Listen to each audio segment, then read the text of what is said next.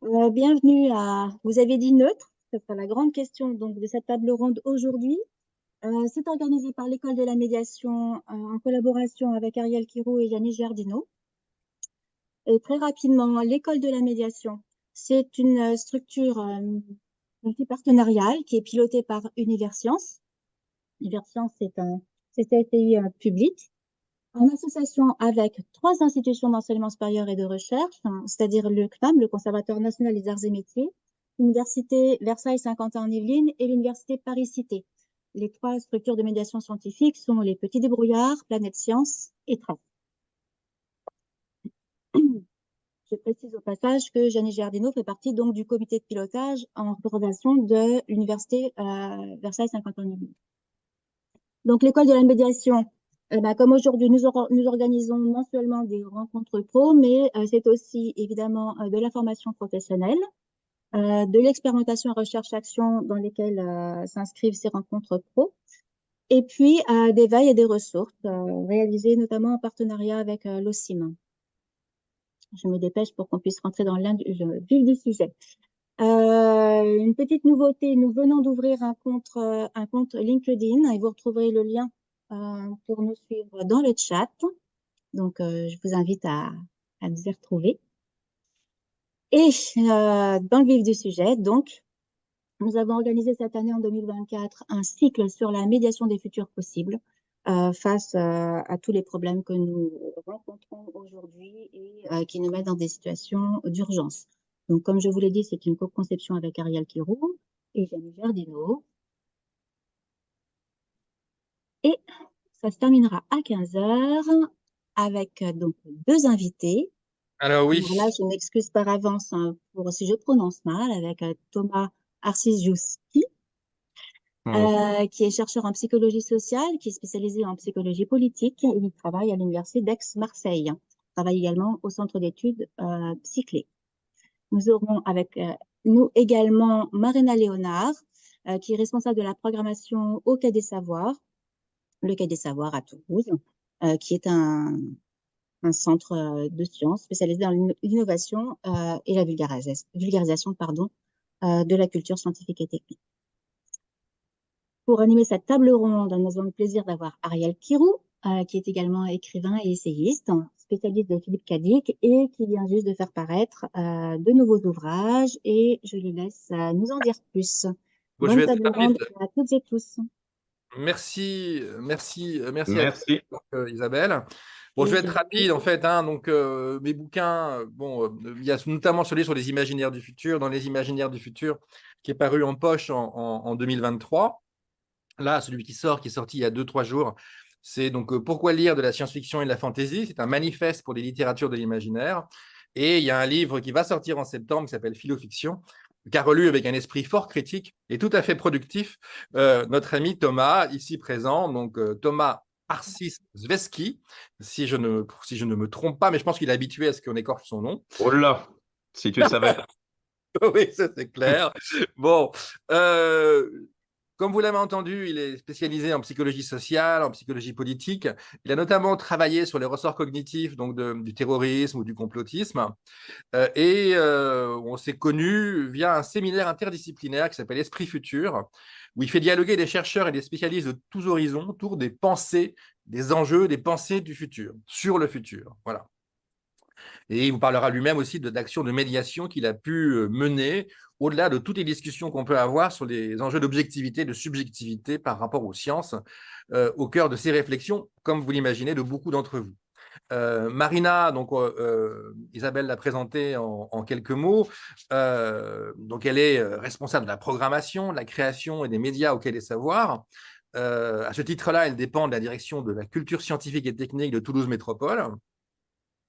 Et c'est à ce titre qu'elle a contribué, évidemment, avec les équipes du Quai des Savoirs, avec Laurent Chiquano, qui est son directeur, à 2 expositions où vous imaginez bien que les débats ont dû être assez mouvementés et avec beaucoup d'enjeux, là encore, de médiation et des questions de neutralité, de difficulté à être neutre en matière de science. Donc, 2 expositions. Il y a eu Feu Méga Feu en 2023 et IA Double Jeu donc en 2024, hein, donc ça va être bientôt les derniers jours, hein, si je ne m'abuse. Non, non, on a le temps encore, c'est jusqu'à novembre. Jusqu'au 3 novembre. Vous avez encore un peu le temps si vous n'êtes pas venu.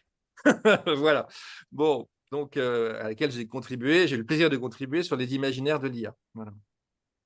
Donc voilà, donc Marina et Thomas. Donc on va engager la discussion sur cette question alors de neutralité. Est-ce que c'est possible d'être neutre quand on est médiateur scientifique? Est-ce que la question se pose de la même façon que par rapport à ce qu'on appelle la neutralité scientifique, ou est-ce que la neutralité du médiateur en sciences voilà, a forcément des spécificités en termes justement de médiation et de questionnement par rapport à cette question de la neutralité, de l'honnêteté, de la part de subjectivité, de la part d'engagement. Et c'est un peu de tout ça dont nous allons parler. L'ensemble est enregistré, hein, comme vous le constatez. Et par ailleurs, vous êtes invité évidemment à participer au maximum. Ce qu'on s'est dit, donc, c'est que s'il n'y a pas trop de monde qui lève la main, n'hésitez pas à le faire. On essaiera de vous donner la parole en direct. Sinon, mettez systématiquement aussi vos questions dans le chat pour que Antoine et Fanny, dont je salue la présence avec nous, donc de l'école de la médiation, puissent se faire le relais de vos questions. Si jamais les questions sont 1000 fois trop nombreuses, ce qui est possible, voilà. Hein. Mais on essaiera quand même de vous donner la parole au maximum parce que l'idée n'est surtout pas d'être surplombant en termes de médiation, comme vous le savez toutes et tous. Donc voilà, c'était une petite introduction, donc après l'introduction d'Isabelle.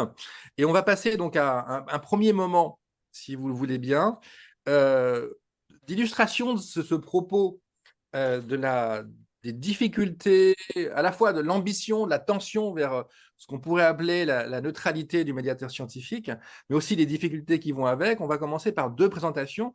Donc la première de Marina, qui va prendre sans doute l'exemple de l'exposition IA double jeu et qui va essayer d'illustrer la problématique au travers de sa propre expérience. Vous pourrez poser une, deux ou trois, quelques petites questions, au moins une ou deux après son intervention, en essayant de minimiser le nombre de questions à ce moment-là, mais c'est toujours intéressant, une fois que quelqu'un est intervenu, de poser quelques questions pour en savoir plus.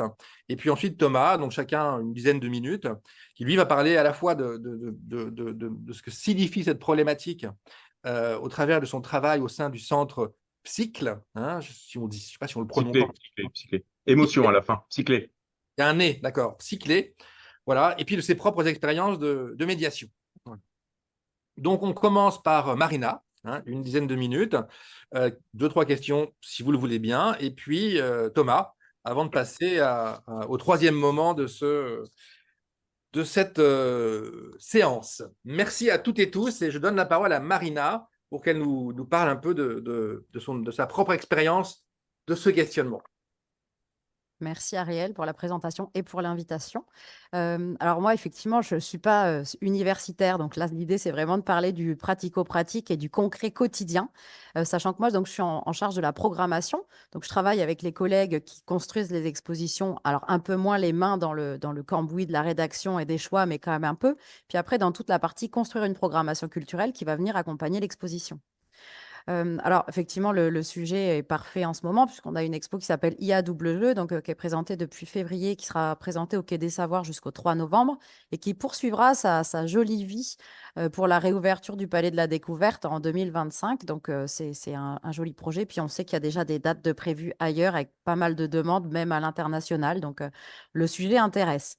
Alors, pourquoi, effectivement, le sujet intéresse pleinement. Alors là où c'était un peu casse-gueule, pardon pour l'expression, mais c'est vrai que c'est un sujet qui est pas récent en termes de recherche, mais qui est assez récent en termes de médiation et en termes de questions pour le grand public. Je mets des guillemets sur grand public parce que ça aussi, c'est un débat. Mais en tout cas, c'est vrai que il y a pas forcément beaucoup de background dessus. Donc, il fallait partir de quelque chose. Il fallait concevoir une exposition autour de l'intelligence artificielle, sujet hautement sciences et société, avec de plus en plus de questions des publics qui venaient à droite, à gauche. Donc, comment faire les choix là-dedans? Comment construire une année autour de l'IA sans aller vers en allant vers possiblement des échanges, du questionnement, de l'ouverture de l'esprit critique, mais en essayant de garder un maximum de neutralité, puisque comme l'a très justement souligné Ariel, je suis donc personnel de Toulouse Métropole, donc moi le but du jeu, c'est pas de de vendre de l'IA à droite ou à gauche, mais plutôt de permettre un esprit, d'ouvrir son esprit sur le sujet, d'avoir accès à un certain nombre de contenus, etc. Donc ça, on le voit, enfin, depuis qu'on a ouvert, mais même avant, c'était quand on a commencé à dire on travaille sur l'IA, tout le monde a fait oh, l'IA, ça fait peur, oh, l'IA, il y en a partout. Ou alors, à l'inverse, mais l'IA, c'est dans les films, ce sera pour dans 30 ans, donc pourquoi est-ce qu'on en parle et pourquoi on nous bassine avec ça dans les médias? Du coup, ça a été comment choisir ce qu'on aborde dans une expo. Parce que forcément, qui dit construire une exposition ou construire une programmation culturelle dit faire des choix. Qui dit faire des choix dit renoncer. Qui dit renoncer dit forcément perdre une partie de l'exhaustivité de l'information. Donc là, ça a été un gros boulot, un joli challenge pendant plusieurs mois, voire années avec les équipes Universcience Quai des Savoirs, parce que c'était une coproduction, avec aussi les établissements de recherche et d'enseignement supérieur qui ont bossé avec nous pour choisir les thèmes, choisir les axes, choisir l'univers qu'on propose au public là-dedans, choisir l'expérience de visite, choisir quelle place on donne aux citoyens ou aux visiteurs ou aux scolaires, puisqu'il peut y avoir plusieurs places dans la société quand il vient visiter l'expo, notre visiteur. Qu'est-ce qu'on lui donne comme place, qu'est-ce qu'on lui propose, qu'est-ce qu'on lui amène comme contenu. Sachant que le but, encore une fois, c'était d'avoir quelque chose de relativement exhaustif, en tout cas autant que possible. C'était aussi être autant que possible transparent sur ce que c'est, sur ce que ça n'est pas, et puis d'être dans cette idée du partage. Donc, pour les choix, ça a été beaucoup de discussions, bien sûr. Ça a été aussi un travail avec des focus group. Donc, c'est quoi de plus logique, en fait, que demander aussi au public ce qu'ils attendent comme choix dedans. Qu'est-ce qu'ils ont envie de voir? Qu'est-ce qui leur fait peur? Qu'est-ce qui les questionne? Quels sont les sujets qui les questionnent ou qui voudraient que nous, on puisse aborder dans l'exposition. Donc, en l'occurrence, il y en a eu deux qui ont été vraiment des demandes qui sont sorties du focus group. C'était la question de l'IA par rapport à l'environnement. Donc, quel est l'impact de l'IA sur l'environnement, aussi bien sur les consommations énergétiques des data centers, etc., que sur la production de tous les devices qui vont avec et qui l'utilisent. Donc, il y avait vraiment cette forte volonté qui, je le dis de suite aussi, c'est quelque chose qui correspond beaucoup à ce que nous demandent les journalistes. Ça, c'est clairement une des questions qui est posée quasiment à chaque fois. Donc, il y a eu le choix de fait d'aborder la question de IA et environnement dans l'exposition, qui n'était peut-être pas forcément un choix d'entrée de jeu quand on se dit on va parler de l'IA. Il y a eu aussi énormément la question qui est ressortie dans les focus group sur IA et travail, pareil, qui est un angle qui a été retenu dans le parcours de visite, parce que c'était quelque chose que le public se posait comme question fortement. En gros, en quoi est-ce que ça va venir m'impacter moi? Alors, il y avait une crainte, mais on ne savait pas trop à quel niveau. Donc, il y avait vraiment besoin d'aller un peu plus loin là-dessus. Donc, en gros, l'exposition, elle s'est orientée pour être dans une vision de l'IA à 360 degrés, sur la base de ces focus groups, sur la base des échanges. Qu'est-ce que c'est que l'IA? Où est-ce qu'elle est dans notre quotidien? Donc, vraiment sur la question des applications. Ce qui permettait d'être dans des choix. Forcément, encore une fois, on ne peut pas aborder tout ce qui a trait à l'IA et tout ce qui est traité, tout ce qui est écrit, etc., depuis des années et puis encore aujourd'hui.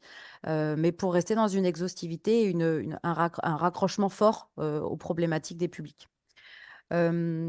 Donc là, on s'appuie sur des exemples concrets. Donc, IA et travail, bien évidemment. On a travaillé aussi sur IA et santé, qui est quelque chose qui vient aussi. Donc là, de fait, ça vient d'un choix qu'on a fait nous, parce que de fait, c'est des choses qui intéressaient les équipes Universcience et les équipes du Quai des Savoirs. On est parti aussi sur la question du véhicule autonome, qui est souvent une projection et un fantasme, mais aussi qui est des fois une réalité, notamment aux États-Unis. On est parti sur ce que c'était que l'IA et notamment son histoire, parce qu'il y a beaucoup de gens, effectivement, qui passent un temps assez infini devant la frise du temps à l'entrée de l'expo. Et puis après, on est parti également sur les questions de IA et création et IA et imaginaire, sur lequel Ariel pourra revenir par la suite, puisqu'il y a largement contribué. Donc effectivement, là, on a fait clairement des choix que nous, on pensait pertinents par rapport à ce qu'on voulait apporter, par rapport à cette idée de mettre en débat le sujet de l'IA en apportant aussi bien du contenu numérique, c'est qu'est-ce que c'est informatiquement parlant, toute la recherche numérique informatique, et puis tout ce qui est aussi tout ce qui sont les autres disciplines qui vont en traiter, que ce soit la philosophie, la sociologie, les questions de droit, d'éthique, etc. Donc là, bien sûr, qui dit choix dit qu'on en a éliminé. Qui dit choix sur les sujets dit choix d'un comité scientifique pour nous aider et nous accompagner là-dessus. Donc, de fait, on perd un peu en neutralité.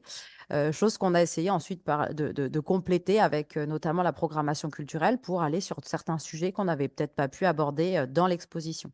Donc, en gros, tendre vers une neutralité, au moins une transparence, parce que c'est vrai que j'aime autant ce terme-là que tu as employé, Ariel, pendant la présentation. Mais en tout cas, en sachant bien évidemment qu'on ne sera jamais neutre. On essaie de l'être autant que possible. On ne peut pas l'être à 100%, c'est évident, puisque de fait, les choix qu'on fait sur le parcours de visite, sur le comité scientifique, en choisissant des personnes, fait que de fait, on va perdre en exhaustivité totale. Qu'est-ce que je peux rajouter là-dessus? Après, la construction de la programmation culturelle aussi, qui va du coup venir en complément, mais qui elle aussi aura une neutralité partielle, parce que là encore, quand on va choisir les intervenants, quand on va choisir les sujets, bon, bah, on essaie de l'être tout autant que possible, mais pas forcément de manière totale. Petit point quand même important par rapport notamment au public d'aujourd'hui sur la question de la médiation, médiation face publique. On a forcément toute la question des groupes.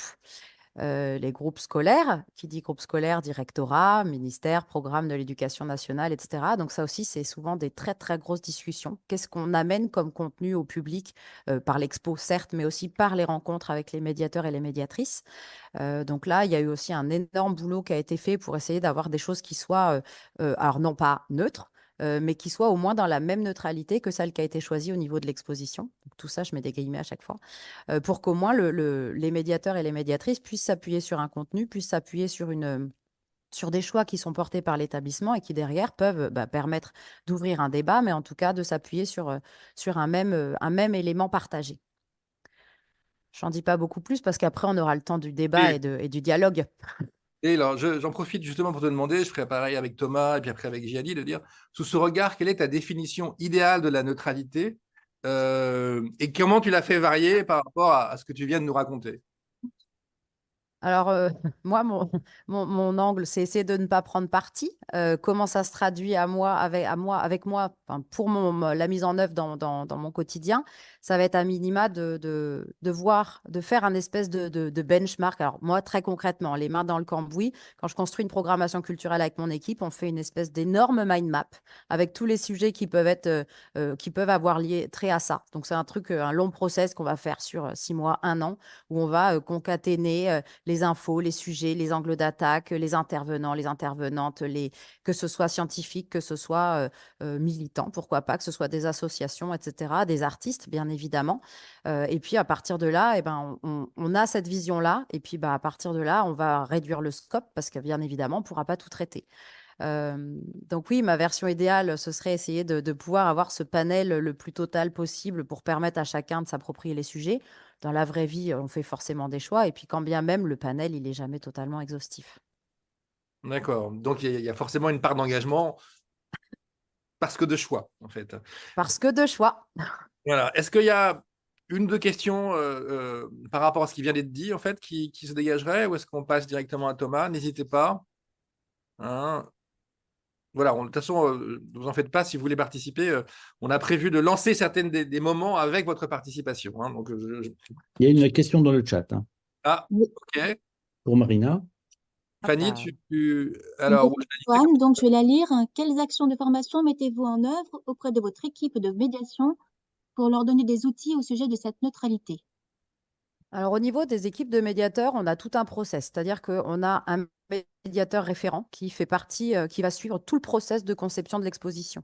Donc, l'objectif, c'est que cette personne, elle soit vraiment au niveau du recueil. Alors, elle n'est pas la seule, hein, tous les autres de l'équipe suivent aussi, mais il y a vraiment une personne qui centralise tout ça et qui va vraiment suivre tout le process de conception, les choix aussi, donc de fait, pouvoir essayer de compléter les trucs qui manqueraient dans l'expo pour avoir une vision un petit peu plus 360 degrés.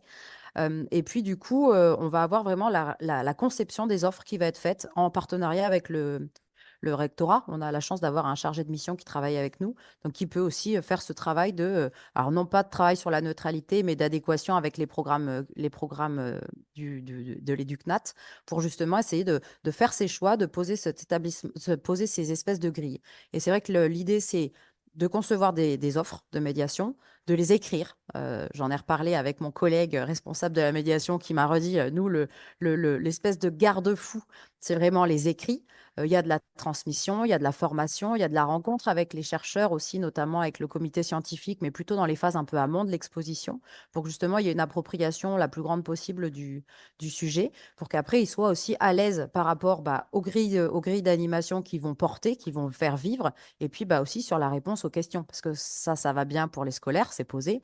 Dès qu'on commence à arriver sur du maraudage dans les espaces, bon là c'est tout de suite plus aléatoire parce qu'on ne sait pas quelle question va être posée. Et puis, certes, on peut être un peu à l'origine de questions, mais on n'est jamais à l'origine de toutes. Les questions viennent en général du public. Donc, ouais, c'est plutôt de la formation, rencontre avec des scientifiques et puis surtout beaucoup de documents écrits, de transmission entre les médiateurs au sein de l'équipe avec un porteur, on va dire un chef de projet médiation IA. Merci Super. Alors, Marina. Une deuxième voilà. question. Et d'Aurélie Cailleux qui voudrait intervenir à l'oral pour bien préciser sa question sur les profils des personnes du focus group. Donc, Aurélie, vous pouvez prendre la parole. Donc, du coup, je m'appelle Aurélie Caillot. Je travaille du coup pour une structure de recherche en santé publique basée en Côte d'Ivoire. Et du coup, moi, il y a une préoccupation que j'ai par rapport à mon contexte local, on va dire, qui est que on amène les IA avec comme argument que ça va permettre, par exemple, l'utilisation des images, des photos, en fait, par exemple, de symptômes ou par exemple, des photos de plaies. On va pouvoir prendre des photos, puis on va les soumettre, en fait, à des algorithmes d'IA pour faire du diagnostic. Mhm. Avec argument que ça permettra, en fait, de faire du diagnostic là où on n'a pas de moyens, en fait, pas de médecin, pas de structure de santé. Et en fait, d'un point de vue technique, ça pose des questions éthiques en termes de sensibilité, de spécificité, c'est-à-dire capacité de détection des maladies.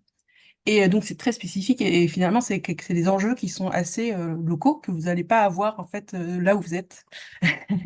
Et du coup, ma question, c'est comment en fait vous faites pour choisir les focus group, sachant que du coup, j'imagine que le but, c'est de répondre aux préoccupations de votre public. Ça doit être un peu ça l'objectif.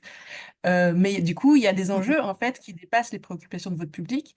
Les jeunes, les chercheurs, les futurs chercheurs qui vont aller se former en fait dans qui vont aller découvrir les questionnements en fait scientifiques quand ils vont venir à ce genre d'exposition et qui vont pas être confrontés à des enjeux qui les concernent pas. En fait, ça peut avoir des impacts dans la durée sur les enjeux qui seront pris en compte, vous voyez, à l'échelle globale, en fait. Donc, c'est un peu cette question. Comment faire, en fait, pour aborder les préoccupations de manière juste plutôt que neutre, c'est-à-dire en prenant les enjeux de tout le monde. C'est ça un peu. Voilà. Alors, on travaille effectivement avec des focus group. Après, c'est pas le focus group qui va faire les choix sur l'ensemble. Par contre, l'idée, c'était de faire émerger un certain nombre de questions, un certain nombre de préoccupations autres que les nôtres. Parce que c'est vrai que quand on a mis, nous, la tête dans le sujet pendant 1 an, 2 ans, c'est hyper difficile de savoir vraiment ce qui ressort des questions qui se posent au niveau des publics. Donc, nous, au niveau des focus group, on a différentes formes d'interaction avec les publics. Ça peut être soit de l'enquête sur le terrain, c'est-à-dire qu'on a effectivement des collègues qui vont directement dans les espaces du Quai des Savoirs. Alors, espace du Quai interne ou dans les murs ou pas très très loin, qui vont discuter avec les personnes sur la base d'enquêtes quali, qui vont faire des entretiens sur qu'est-ce que... Alors, ils ne commencent pas d'entrée de jeu par qu'est-ce que vous voulez voir traité dans une expo par l'IA. Mais en tout cas, bon, on est là sur un public qui est très local, qui est forcément très biaisé. Alors, même si Thomas n'aime pas trop le terme de biais, mais je crois qu'il y reviendra. Il y a forcément, voilà, on sait que ça ne reflète pas l'intégralité. Donc, on ouvre aussi tout ce travail-là en ligne. Donc, on le fait par du travail en ligne avec des gens à distance qui vont répondre à des questionnaires qu'on diffuse via les newsletters, via des diffusions un peu plus larges. On travaille aussi ça avec les formations de médiateurs en culture scientifique, technique, industrielle alors de Toulouse, peut-être un peu plus loin aussi. Alors, je n'ai pas la constitution exacte du focus group de là, mais en tout cas, c'est vrai que l'idée, c'est de récoller des infos qui ne viennent pas que du public, du Quai des Savoirs précisément, parce que clairement, on n'est pas du tout un miroir de la société en général. Après, notre public et notre public aussi, l'objectif, c'est aussi quand même que ce public-là retrouve des réponses aux questions qui se posent. Donc, c'est important de prendre aussi en compte notre public, on ne peut pas le nier sur ça. Après, clairement, sur l'histoire de l'IA, sur les imaginaires de l'IA, etc., c'est des axes qui sont très, très larges. Sur le thème de la santé, on a une manip dans l'exposition sur la lecture assistée par IA d'images de mammographie pour notamment les détections de cancer du sein de manière très précoce, avec du coup une lecture peut-être plus fine ou en tout cas plus automatique et plus systématique des images médicales. Bon, là, pour le coup, c'est quelque chose d'assez généralisable parce que finalement, toutes les images de cancer du sein, les images de mammographie se ressemblent, quel que soit l'endroit du monde où on les fait. Donc là, pour le coup, c'est assez réplicable. Mais effectivement, il y a des questions clairement sur les questions que se posent les uns les autres. Et on essaye, encore une fois, d'être le plus ouvert possible sur ce récollement et cette remontée d'informations, mais on n'est pas 100% de la société. Ok, Merci beaucoup. alors j'ai vu que Denis a posé une question. On va la garder si Denis, vous voulez bien, puisqu'on va voir un moment, le moment suivant, va poser la question de ce qui rend difficile la neutralité. Et notre souhait était de commencer par des témoignages d'intervenants. Donc si ça vous va, on va garder ça Ça me pour va très bien, merci. voilà, d'ici 10 minutes, un quart d'heure, et on démarrera cette question sur toutes les difficultés de la médiation avec vous, d'accord? Et avec d'autres personnes qui voudront s'exprimer, bien évidemment. Ça nous permet de rester dans le timing qu'on a prévu, donc, et de passer à Thomas, donc, qui va lui nous donner un peu son regard, hein, que ce soit celui d'ailleurs au sein de son centre Psyclé ou de ses propres expériences de médiation par rapport à cette question épineuse de la neutralité. Thomas, à toi la parole. Merci Ariel, merci pour l'invitation. Bonjour à toutes et tous. Alors, il faut peut-être que je commence très rapidement par présenter ce que je fais. Je suis donc un psychologue social de formation et je travaille, comme l'a dit Ariel, plutôt en psychologie politique. Et en réalité, je suis plutôt un spécialiste de l'extrémisme, c'est-à-dire ça tombe bien, hein, c'est plutôt dans l'air du temps. C'est-à-dire sur de toutes les idées, pas seulement politiques, hein, de toutes les cognitions extrêmes, inflexibles, etc. Je suis aussi référent culture scientifique pour mon labo et en réalité, ces questions-là sont très vite arrivées dès lors qu'on fait des conférences grand public, ce que je fais régulièrement, et en particulier dans mon domaine de la psychologie politique, et vous comprenez évidemment pourquoi. Les universitaires sont catalogués comme des furieux gauchistes militants. Je vous passe tous les dialogues qu'on peut avoir sur le wokisme et qu'on sort ces derniers temps, ça serait trop long. Mais lorsqu'on fait des conférences autour de ce type de recherche, c'est très très compliqué d'avoir l'air neutre, d'une part, et donc, par voie de conséquence, d'avoir l'air crédible. C'est quelque chose qui occupe des bouquins entiers hein, qui sortent encore très régulièrement cette année sur est-ce que les universitaires qui travaillent sur des problématiques de société dans un cadre universitaire sur les phénomènes sociétaux peuvent prétendre à quoi que ce soit comme neutralité. Ça me paraît intéressant quand on parle de neutralité et qu'on parle de choses très très différentes, par exemple quelqu'un qui va parler de l'IA sur le plan des algorithmes, il peut être parfaitement neutre, hein. Il peut tout à fait être neutre. Il va expliquer comment fonctionne un algorithme et c'est relativement simple tant qu'on reste sur ce plan-là. Et dès lors qu'on va parler de ce que Marina a évoqué, c'est-à-dire la réception par les publics, la manière dont chacun a d'envisager ces menaces qui vont peser sur nous, par exemple, la perte du travail, on rentre dans des problématiques qui sont éminemment politiques au sens très très large, hein. C'est des problématiques sociales, sociétales, dans lesquelles il va y avoir des opinions qui vont venir se greffer parmi le public. Donc, comment on va gérer ça en termes de neutralité? Contrairement à Marina, moi, j'ai pas de gentil comité scientifique qui m'épaule quand je dois faire mes choix. Donc, je dois faire mes choix tout seul, comme un grand, ce qui n'est pas toujours évident. J'ai fait des interventions en école, j'ai travaillé avec les petits drouillards pendant un temps, par exemple, ou des choses comme ça. Donc, on intervient. Je finis d'abord sur mon activité de recherche. J'ai eu toute une activité. J'ai encore, comme l'a dit Ariel, sur le complotisme, sur l'esprit critique et sur toutes ces questions-là. Donc, je travaille en psychologie expérimentale, c'est-à-dire que je respecte au mieux la méthodologie scientifique. afin de dégager des tendances sur des petits jeux de données, des très grands jeux de données et des big data pour essayer de faire converger un certain nombre de preuves sur la manière dont réagissent, dont pensent les individus. Donc voilà comment je travaille. Ce qui veut dire que sur ces problématiques-là, par exemple l'esprit critique, etc., on va voir quelles sont les méthodes qui sont efficaces, qu'est-ce qu'on peut dire, comment on peut le dire et comment ça va nous permettre d'interagir. Alors, je vais vous donner quelques exemples je vais essayer de pas trop monopoliser la parole parce que je veux pas rentrer dans le domaine de mes recherches, ce qui serait à la fois prétentieux et inutile. Lorsqu'on m'a demandé de faire un certain nombre d'interventions, par exemple, sur les questions de la laïcité à l'époque, hein, c'était comme j'étais spécialiste de l'extrémisme et du terrorisme, on s'est dit, tiens, il est aussi spécialiste de la laïcité. Effectivement, j'ai publié quelques articles là-dessus. Pourquoi pas?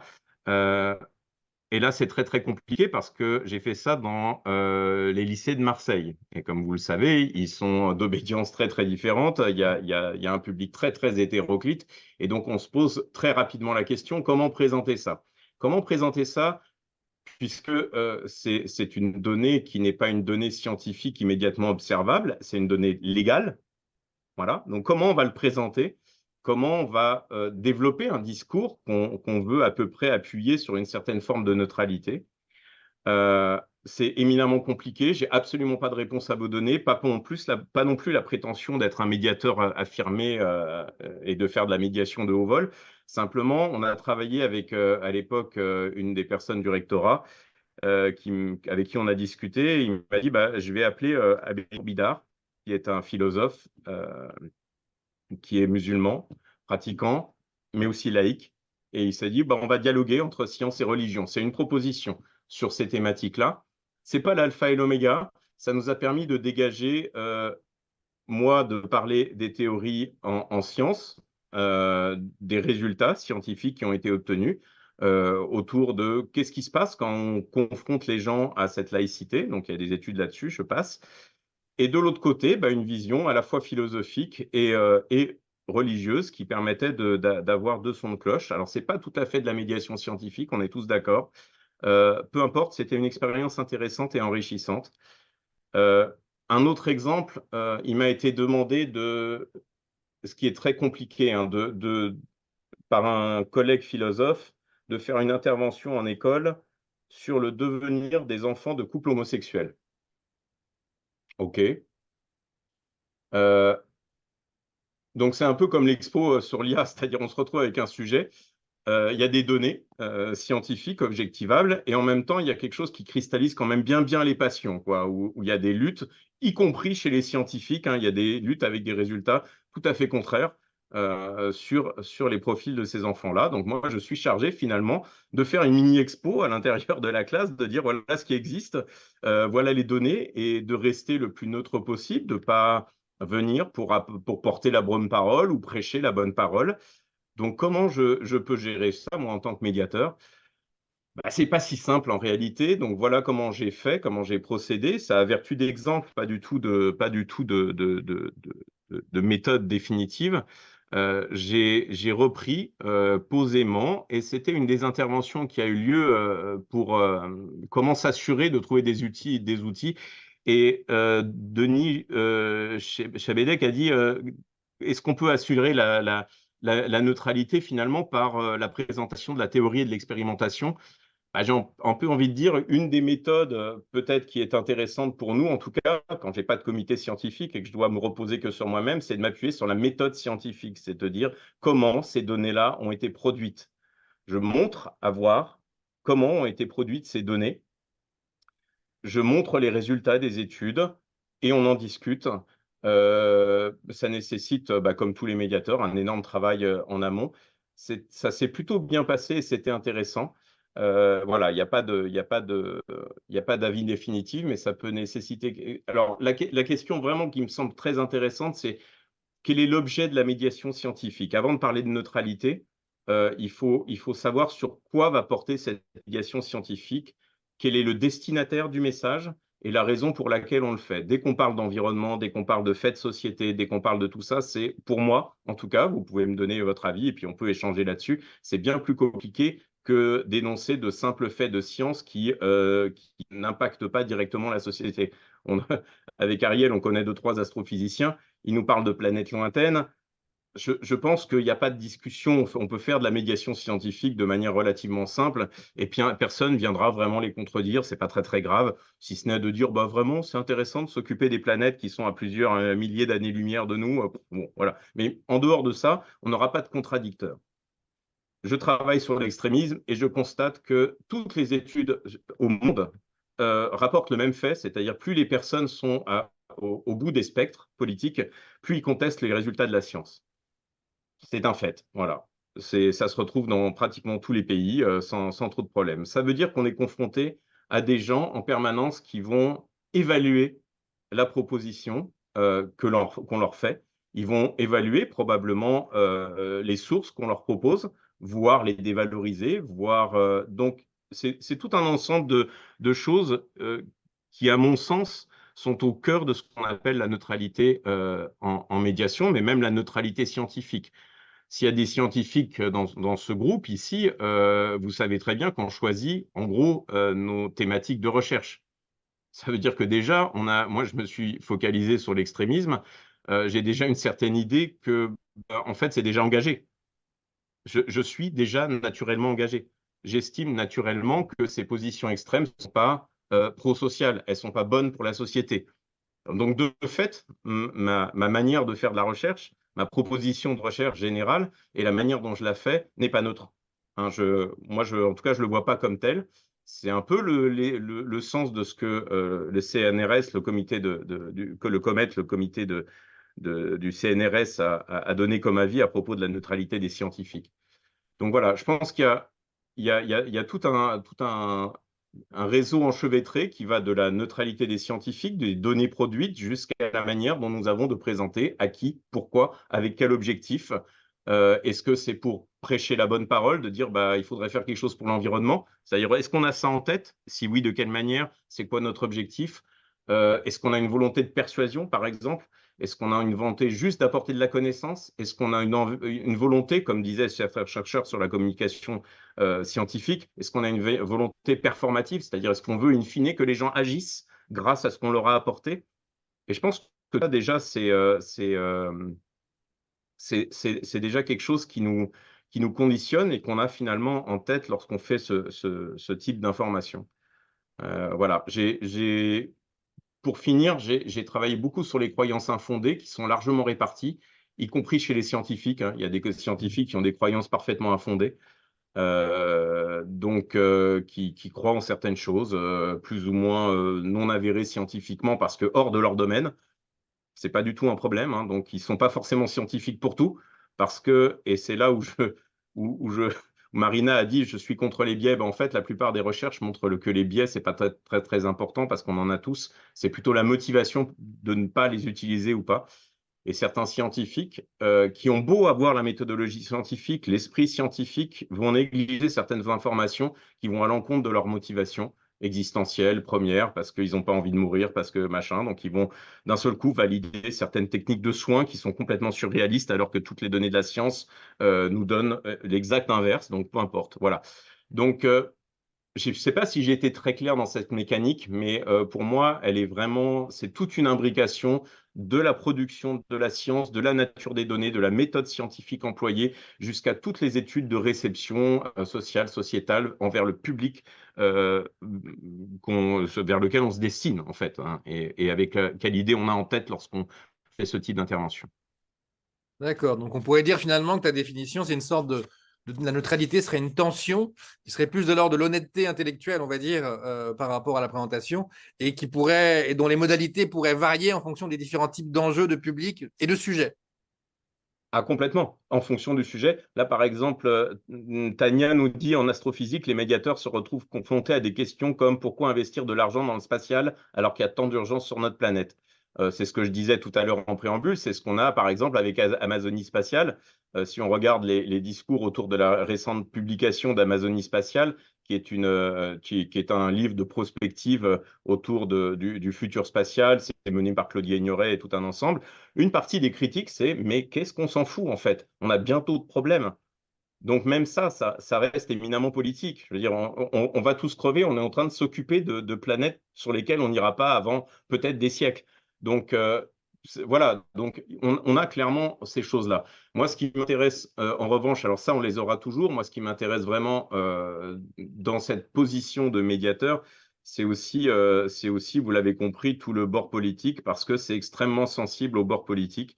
Voilà, on a des variations intenses. Donc, ça veut dire que quelque part, il faut aussi nous être clairs, et je pense que Marina l'a très, très bien dit, il faut être parfaitement transparent, hein, pour reprendre les thèmes aussi d'Ariel, il faut être parfaitement transparent sur notre méthodologie. La méthode qu'on utilise, pour moi, c'est vraiment fondamental. C'est de l'épistémologie de base, mais si on est clair sur la manière dont on travaille, si on est honnête sur ce qu'on présente et sur les données qu'on présente, voilà, pour reprendre mon petit exemple sur le devenir des enfants de couples homosexuels, j'ai pris des données aussi contraires à mon hypothèse. Je leur ai simplement montré que ces données, statistiquement et en termes de quantité, étaient bien moindres que les autres données. Ces données contraires, moi je professais, donc je vais le dire, je professais l'idée qu'il n'y avait aucun effet, ce qui est le résultat de 90% des études, mais il existe 10% des études qui montrent, oh là là, il y a plein de problèmes. En réalité, ces études sont très, très, très largement minoritaires. Et par exemple, on peut discuter du fait qu'une partie de ces études sont financées par des groupes américains religieux. Voilà. Donc, on peut discuter de tout ça. Ce n'est pas un problème, mais il faut être transparent. D'accord, bon, super. Avant de redonner la parole donc, à Denis par rapport à cette question des difficultés, au fond, des freins, tout ce qui rend difficile, voire impossible pour le médiateur cet enjeu de neutralité, j'aimerais faire une toute petite pause avec Gianni, que tu puisses nous dire, toi, en tant que chercheur, en tant que scientifique, quelle définition tu donnerais à la neutralité? Je dirais que pour rejoindre ce que disait Thomas tout à l'heure, c'est assez difficile de jouer de la neutralité au sens où on a déjà des idées en tête. Et je dirais par exemple, en tant que physicien, et pour reprendre une phrase de mon ancien directeur de labo, c'est que quand on fait de la recherche, les résultats qu'on trouve, on ne s'y attend pas, et ce que l'on cherche, on ne le trouve pas. Et c'est à partir de ce moment-là qu'on commence à faire de la recherche. Pourquoi? Parce qu'on y va déjà avec une idée. On se dit, on va trouver ça, certainement, et ça va se passer de telle et telle manière, et voilà. Donc, on a déjà une représentation, en réalité, de ce qui risque de se passer. Et le fait d'avoir cette représentation-là dirige aussi, d'une certaine manière, les investigations. Donc, on n'est pas vraiment neutre parce que les modèles qu'on peut avoir en tête, les représentations qu'on peut avoir en tête peuvent guider aussi la manière dont on va effectuer la démarche. D'ailleurs, c'est une expérience qu'avait tenté le CRI, aujourd'hui Learning Planet Institute, le centre de recherche interdisciplinaire, quand ils avaient mis des jeunes enfants dans des laboratoires. Et c'était assez intéressant de voir que les gamins posaient des questions à des scientifiques qui manipulaient des choses bactériologiques. Pourquoi tu fais comme ça, etc. Et les jeunes scientifiques disaient, bah oui, c'est vrai, je ne me suis jamais posé la question parce qu'on m'a dit qu'il fallait faire comme ça quand j'étais en thèse. Donc, il y a aussi tout le passé qui est là, tout le background de ce qui s'est autrefois déroulé et de ce qu'on a appris, la manière dont on procède. Eh bien, qui fait qu'on n'est jamais complètement neutre dans une démarche scientifique parce qu'il y a déjà cette partie-là. Après, la neutralité scientifique, il y a aussi la question de est-ce qu'on est neutre maintenant sur la science que l'on fait? Ça, c'est un deuxième problème, au sens où la question qu'on peut poser à la science, c'est qu'elle dit ce qu'on peut faire, mais elle ne dit pas ce qu'on va en faire.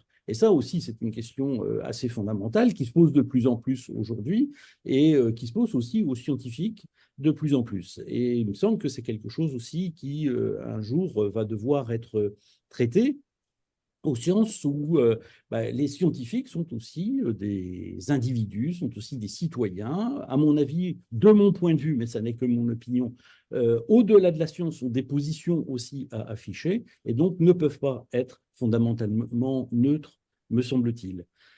Ce qui Il y a rejoint. quelque chose qui peut, juste pour terminer, quelque chose qui peut un peu changer ce dispositif-là, c'est de plus en plus, lorsqu'on voit apparaître des sciences participatives, de la recherche participative, etc., ça peut être intéressant et ça peut aussi modifier le contexte de travail des scientifiques. Pourquoi? Parce que d'une manière assez générale, et pour répondre aussi à la question de Denis tout à l'heure qui était dans le chat, le citoyen, les journalistes, par exemple, ne savent pas du tout comment procède la recherche scientifique.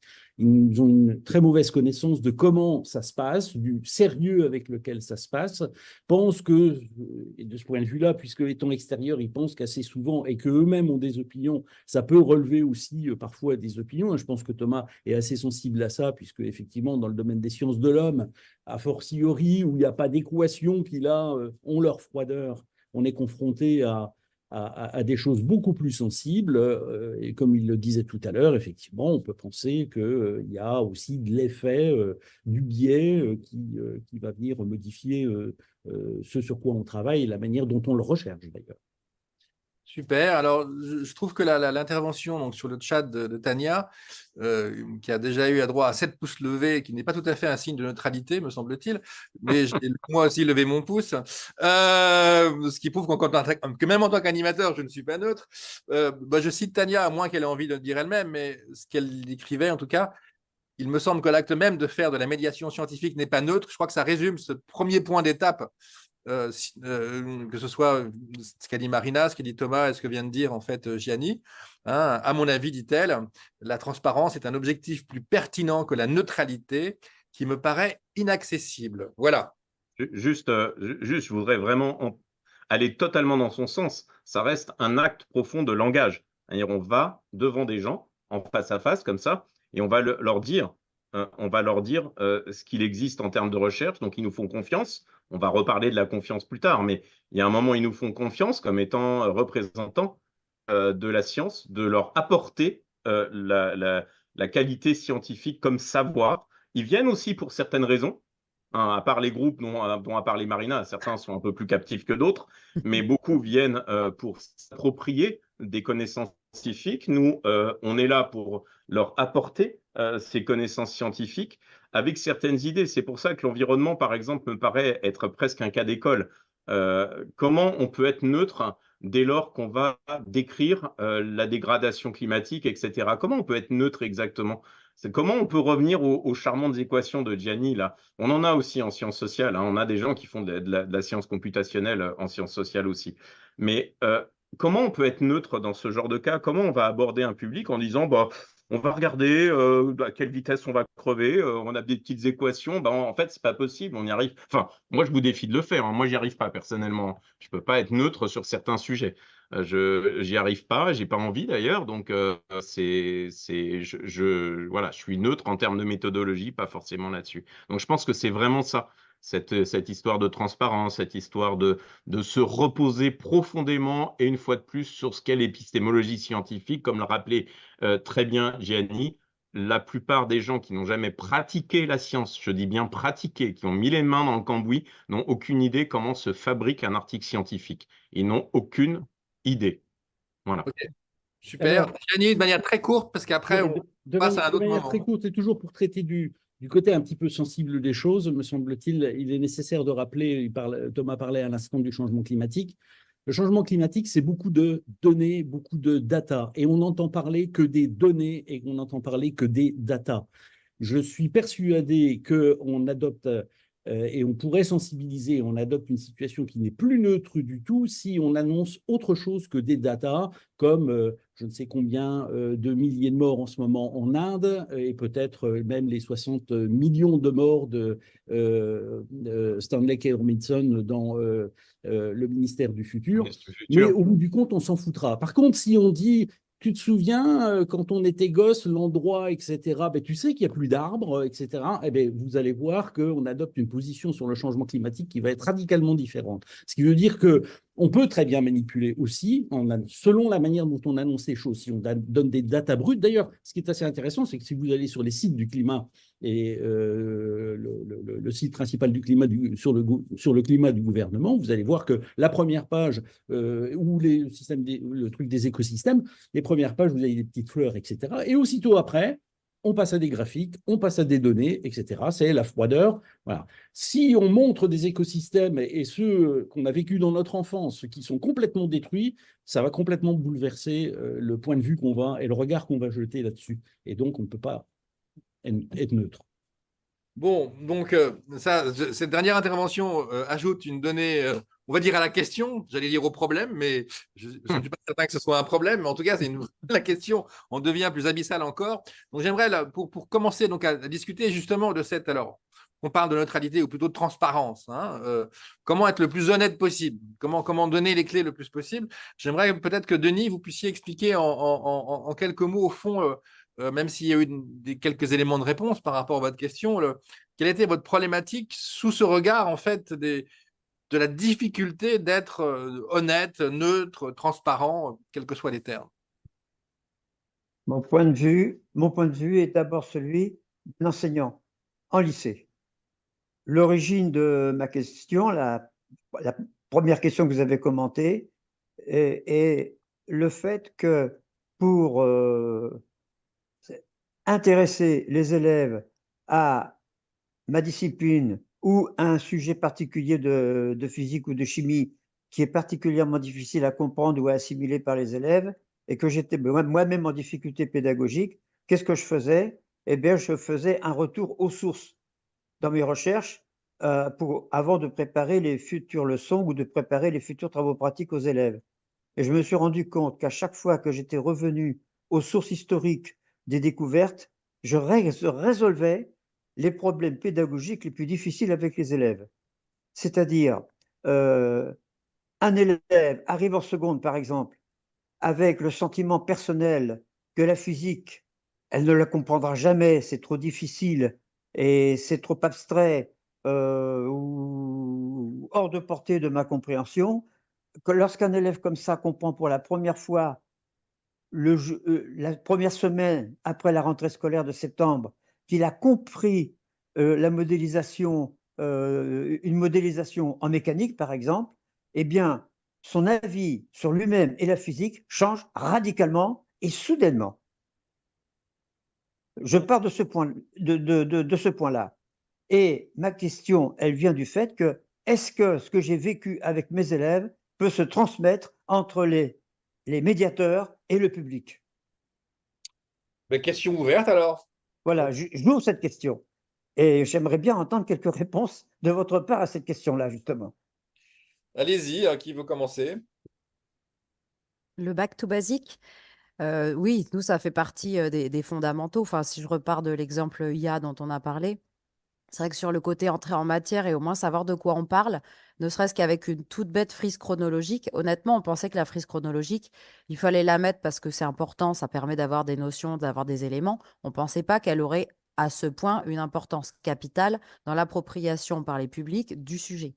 En gros, s'ils n'avaient pas cette espèce de sas d'entrée avec cette projection à la fois dans le passé, mais dans le passé très proche, parce que c'est vrai que quand on se remémore que finalement, ça rebondit sur ce que disait Gianni, mais il y a 15 ans, on n'avait pas d'iPhone, quoi. Enfin, on n'avait pas des apps et des machins avec 1 milliard de trucs qui sont capables. Enfin, on a un changement qui est allé tellement vite. Et c'est vrai que le remettre, revenir un peu aux basiques, aux étapes, au fonctionnement, ce que disait Thomas aussi sur le côté expliquer la base du numérique, les questions qui sont dessus, les algorithmes, etc. Il faut revenir à la base pour au moins savoir de quoi on parle. Sinon, ça paraît tellement lunaire et loin de tout, presque magique. Je mets des guillemets sur le magique, mais il y a un peu ce côté complètement opaque et obscur. Et puis bon, comme le reste, quoi. Et c'est vrai que les gens ont tendance, alors pareil, je prends un gros terme, les gens, comme ça, c'est des gens qui viennent captifs ou les gens qui viennent de leur plein gré, n'ont pas, pour beaucoup, les clés de ça. Alors, on a quand même des publics spécialisés qui sont les professionnels de l'IA, pour le coup, qui viennent visiter parce que, en gros, ce dont on se rend compte, c'est qu'eux-mêmes n'arrivent pas à parler de leur recherche ou de leur travail à leurs proches. Donc, ils viennent et ils sont hyper contents d'avoir quelque chose. Alors, ils nous font remonter qu'il manque des éléments, il pourrait y avoir tel éclairage en plus, etc. Mais au final, le constat, il est qu'effectivement, comment faire rentrer les publics et même ses proches. Enfin, je veux dire, là, il y avait un monsieur, il témoignait sur dire, oui, bah moi, ma femme, elle n'avait jamais capté sur quoi je travaillais. Venir visiter l'expo avec elle, ça lui a permis aussi de prendre conscience de tel truc, telle question. Et du coup, on a des discussions sur le sujet. Voilà, typiquement, ça répond clairement à cette problématique de comprendre d'où ça vient et où on va. Effectivement, on ne peut pas aller directement sur les questions éthiques que ça soulève si on ne comprend pas de quoi on parle. Gianni, merci Marina. Oui, je complète aussi d'une certaine manière ce que disait Denis et puis ce que vient de dire Marina. Dès l'instant où on injecte du sensible, et c'est la vocation aussi de l'enseignant, c'est d'injecter du sensible, c'est de générer cette petite étincelle où on se dit ah c'est génial, et puis des étudiants qui aiment le prof, et puis etc. Bon, dès qu'on génère ça et qu'on est dans le sensible, on peut difficilement être neutre de toute façon. Et je suis persuadé qu'il y a des gens qui pourraient rentrer totalement opposés à l'IA dans une exposition comme celle qui est des savoirs, dans lesquels ils sont complètement réfractaires à ça, être sensibilisés par des gens qui travaillent dans l'IA, qui vont rendre le truc magique en disant mais c'est génial, regarde ce qu'on fait, comment on le fait, et tout, et sortir de là en disant mais moi je suis pro-IA. Et je suis persuadé que d'injecter du sensible ne rend pas neutre obligatoirement. Alors effectivement, on a 3 ou 4 installations artistiques dans l'exposition et clairement qui font largement réagir. Et c'est assez rigolo parce que du coup, comme on est un établissement de partage des savoirs, donc on a forcément cette première image de neutralité. Forcément, ce qu'on expose, c'est forcément des choses qui sont justes.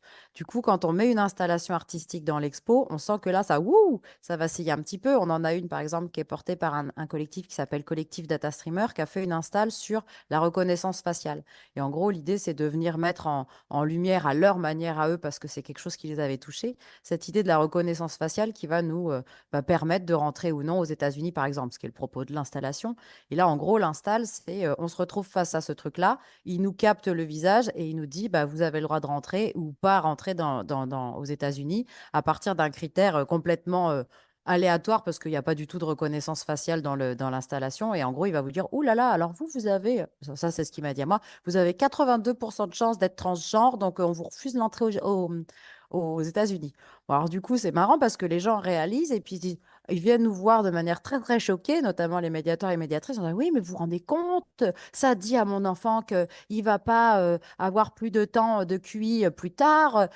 Et effectivement, c'est des éléments qui les font réagir et qui permettent effectivement de discuter ensuite sur la question de qu'est-ce que c'est que la reconnaissance faciale, qu'est-ce que c'est que les algorithmes, qu'est-ce que c'est que les choix qui sont derrière les algos de reconnaissance faciale, parce que derrière, il y a une reconnaissance faciale, ok, ça voilà, on reconnaît, mais qu'est-ce qu'on reconnaît?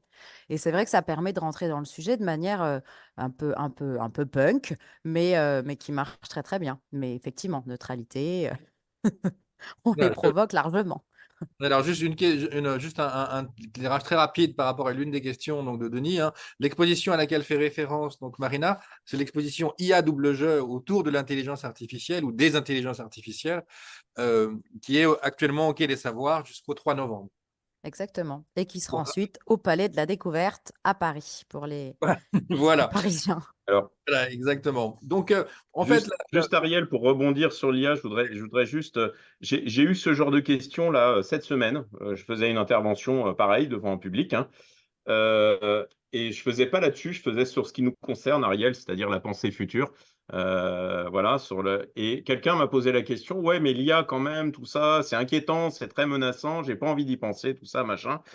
Ok, donc au-delà du plaisir de la technocritique, qui est intéressante, hein, je pense que la proposition de Marina, enfin ce qui a été dit par Denis, c'est-à-dire de revenir un petit peu, je me suis dit précisément qu'est-ce que je fais avec cette question sur l'IA. C'est toujours ces questions-là qu'on se pose, c'est comment je vais réagir à ce type de questions. Mm. Je suis revenu dans le passé, en fait, j'ai dit, on va parler de Norbert Wiener, voilà, on va parler de la cybernétique et on va parler des raisons pour lesquelles on a commencé à vouloir singer l'esprit humain. Et cette proposition autour d'à la fois une proposition de psychologie cognitive, comment simuler un esprit humain, et de trouver une manière de le reproduire, du coup, ça a désamorcé. Donc, c'est aussi ce qui est fait dans ce type d'expo. C'est-à-dire qu'à un moment donné, on va décentrer un peu le problème, on va s'éloigner de la technocritique pure et dure pour essayer d'aborder le problème sous différents angles qui va neutraliser peut-être une partie des problématiques de réactance, d'opposition ou de résistance à certains trucs qui sont un peu immédiats par des questions de peur, de se sentir menacé par une technologie où on peut commencer à travailler. L'IA, Marina l'a dit, il y a quand même un sentiment profond de menace sur les emplois, sur la sécurité, sur plein de choses en réalité, sur l'intimité même. Donc, c'est un phénomène très, très complexe qui est éminemment difficile. Donc, ça, on ne peut pas le résoudre, je pense, dans une activité de médiation. On ne peut pas Non, résoudre tout ça. À non, moins non. arriver et de faire du discours d'opinion. Mais je ne peux pas le résoudre. Ce que je peux C'est résoudre, ça. c'est qu'est-ce que c'est l'IA, comment ça fonctionne, quels sont comment c'est né. Et c'est pour ça que Tafris peut-être a autant de succès. C'est qu'en réalité, personne n'a entendu parler d'Ada Lovelace, par exemple, Non. qui faisait les premiers algorithmes. Et d'un seul coup, ils se disent, ah bah ouais, quand même, c'est pas tout récent cette affaire, quoi. Et puis tous ces travaux sur la cybernétique, sur la manière dont on a conçu une image de notre cerveau. Et ça renvoie très profondément à quelque chose d'infiniment dualiste, hein, c'est-à-dire qu'est-ce qui relève de l'esprit, qu'est-ce qui relève du fonctionnement. Dès lors qu'on dit, finalement, on est juste des IA un peu sophistiqués, les gens ils se disent, bah non, quand même, on a une âme, quoi. Voilà, donc toutes ces questions-là se mettent en branle, c'est pas si simple. Donc une manière de la neutralité, enfin de la neutralité, de la transparence, c'est l'objet de la discussion aujourd'hui, et précisément de décaler certaines discussions parce qu'on est obligé, C'est on n'a ça. pas le choix. Et là où nous, on se retrouve confrontés clairement à des questions de société, c'est les gens qui arrivent soit avec une vision extrêmement dystopique de l'IA, soit avec un côté vers l'IA va tout résoudre. Et c'est comment est-ce que là-dedans, on essaie, nous, de jouer un rôle de médiation, pour le coup, pour Ouais. essayer de ne pas montrer que tout est noir ni que tout est rose, et que, par contre, avoir un esprit critique, être un petit peu conscient de où vont nos datas et de ce qu'on fait, de notre rôle à nous citoyens, utilisateurs, etc., quand on utilise Uber ou autre. Voilà, nous, on a plutôt cette idée de transparence, de rendre visible un certain nombre de choses qui ne sont pas connues, qui sont méconnues. Donc, effectivement, on n'est pas neutre, parce que c'est vrai que quand tu ressors l'algorithme de Uber, bon, il est accessible, hein, mais c'est vrai que faire le choix d'aller chercher ce truc-là, c'est effectivement un acte qui est quand même assez engagé, mais avec l'objectif d'aller derrière vers peut-être des citoyens qui pourront faire des choix un peu plus éclairés quand ils téléchargent une appli, ils acceptent des cookies ou ils vont sur une appli plus qu'une autre. Donc effectivement, c'est compliqué, Alors, c'est intéressant. juste pour finir sur les IA et tous ces trucs-là, je pense aussi qu'on a un problème, tous les médiateurs qui sont ici, ou nous-mêmes, c'est que le gap entre la science et le savoir profane est de plus en plus grand. Je pense qu'on a aussi ce problème-là, c'est-à-dire c'est des niveaux tellement experts maintenant, et les scientifiques qui sont là peuvent en témoigner, on a des niveaux tellement d'expertise sur comment fonctionnent ces algorithmes que au mieux, on arrive à 20% de la connaissance, quoi. Enfin, voilà. Donc, j'ai aussi cette idée en tête qui fait aussi partie de notre truc, quoi. On remplace en fait une partie des données scientifiques par d'autres données, parce que là encore, on n'a pas le choix. Donc, intervention très courte de Gianni. Après, je vais rebondir sur la question d'Aurélie Caillot. Oui, ça rejoint ce qui vient juste, pour rejoindre ce qui vient juste d'être dit, pour rejoindre les propos de Thomas aussi tout à l'heure à propos de l'épistémologie, parce qu'il a parlé du nom, pour rejoindre aussi ce que disait Denis à propos de la manière de sensibiliser, d'enseigner, etc. L'histoire joue un grand rôle. Refaire la démarche de comment s'est construite la chose, d'où elle sort, elle ne tombe pas là comme ça du ciel, etc. C'est vraiment quelque chose de très, très important. Ça remet dans les contextes, il n'y a généralement pas qu'un contexte, mais beaucoup plus. Et donc, ça remet dans les contextes et ça permet d'expliciter aussi comment ça s'est passé, pourquoi on en est là, ce qui est arrivé, etc. Et ça ne préjuge pas de ce qui pourrait être décidé par la suite d'ailleurs. Ok, super. Alors, Aurélie Caillot a posé une question en la lisant, que j'ai trouvé très intéressante. Je vous écoutais quand même, attention. Elle a parlé de la destruction des arbres et elle est intervenue en disant, voilà, la transparence, être transparent sur les méthodes, etc., c'est une bonne chose, mais c'est sans doute nécessaire, effectivement, je pense qu'elle était d'accord avec ça, mais elle posait la question des valeurs et des valeurs partagées, de dire, est-ce qu'il n'y a pas non plus une transparence à faire sur les valeurs? Je trouve la question intéressante parce qu'elle me fait une bonne liaison par rapport à un sujet vers lequel je voulais qu'on arrive, qui est, je vous entends tous là en train de parler d'avoir mis à la poubelle la neutralité, de parler d'engagement, ça va faire marrer Thomas, que c'est moi qui dis ça. Hein.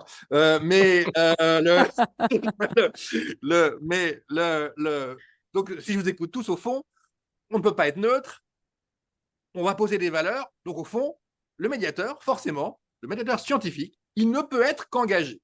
Alors, est-ce que c'est bien ça? Peut-être qu'Aurélie Caillot, vous voulez préciser votre pensée, parce qu'elle était tout à fait passionnante. Par rapport à cette question justement de la transparence sur les valeurs et de ce que vous entendez par là. Est-ce que c'est pas au fond presque un acte d'engagement que d'affirmer ces valeurs, même si c'est une nécessité à des fins de transparence? Moi, c'est plutôt ma position, oui, que du coup, il y a une transparence vis-à-vis des valeurs va permettre en fait d'éclairer nos choix méthodologiques, nos choix de sujets abordés, nos choix sur pas mal de plans en fait.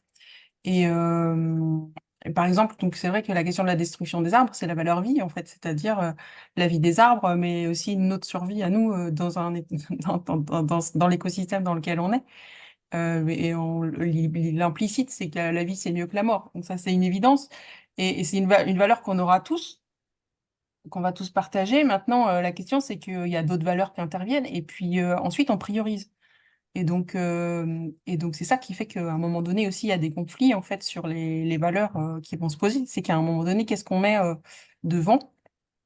Par exemple, je sais pas moi, le mérite aussi, c'est une valeur euh, qui parfois va être priorisée sur d'autres valeurs qu'on va tous partager. Et du coup, c'est intéressant, je trouve, d'avoir cette réflexion-là. Et elle est déjà existante en philosophie des sciences. J'ai mis une référence aussi dans le chat, c'est Kevin Elliott qui travaille sur les valeurs en sciences et qui a écrit un livre qui s'appelle A Tapestry of Values, dans lequel en fait il identifie vraiment en fait les différents moments dans la démarche scientifique ou dans les démarches scientifiques au pluriel où les valeurs interviennent en fait et où du coup ça va orienter nos choix. Donc voilà, c'était ça. Est-ce que, Tania, vous vouliez peut-être réagir en fait à cette question justement de l'engagement? Est-ce qu'au fond, finalement, la médiation scientifique, c'est plus une question finalement d'engagement que de neutralité? Allez voir. Est-ce que c'est pas plus mesurer son engagement finalement qui est inévitable que de poursuivre une illusoire neutralité? Est-ce qu'au fond, c'est ça que vous nous dites vous aussi? En fait, c'est un peu provocateur, mais on n'a pas vraiment défini ce qu'on entendait par neutralité depuis le début de cet échange. Et on peut être neutre sur différentes choses et de différentes façons, mais dans l'absolu, décider de faire de la médiation, c'est déjà une forme d'engagement. Et choisir le sujet dont on va traiter, même si on le traite en se limitant uniquement aux données objectives de la science, et on a vu que c'était pas évident de faire ça, et pas forcément pertinent de faire ça, mais même si on faisait ça, le simple choix du sujet n'est déjà pas neutre. Et j'imagine que la question se pose de façon d'autant plus préoccupante dans des cas comme Marina, où on travaille pour une institution qui, elle, a une vocation de neutralité. Moi, je suis indépendante, donc je me pose moins ce genre de questions. Mais en fait, notre démarche et les sujets qu'on traite ne sont déjà pas neutres. Et ce qui m'inquiète un peu quand on essaye de poser la neutralité comme un objectif, c'est qu'il ne faudrait pas qu'on tombe dans le même travers que ce qu'on peut reprocher aux journalistes, notamment quand ils traitent de sciences, et où la neutralité, l'objectif de neutralité devient souvent une justification pour présenter deux opinions différentes, une qui en fait est appuyée par les données de la science et l'autre non, en se disant j'ai donné la parole à tout le monde, je suis neutre. Donc peut-être qu'il faut s'attacher aussi à définir ce qu'on entend par neutralité, mais à titre personnel, je pense que c'est pas possible. Vraiment. Est-ce que l'un d'entre vous veut réagir à cette idée? En fait, est-ce qu'au fond, la neutralité serait au fond comme les moulins de Don Quichotte, hein, et qu'il vaudrait mieux donc tout simplement ne pas s'en préoccuper et demander à ce bon Sancho de... Alors, du coup, vu que Tania, tu m'as tendu la perche, oui, effectivement, c'est toujours très compliqué.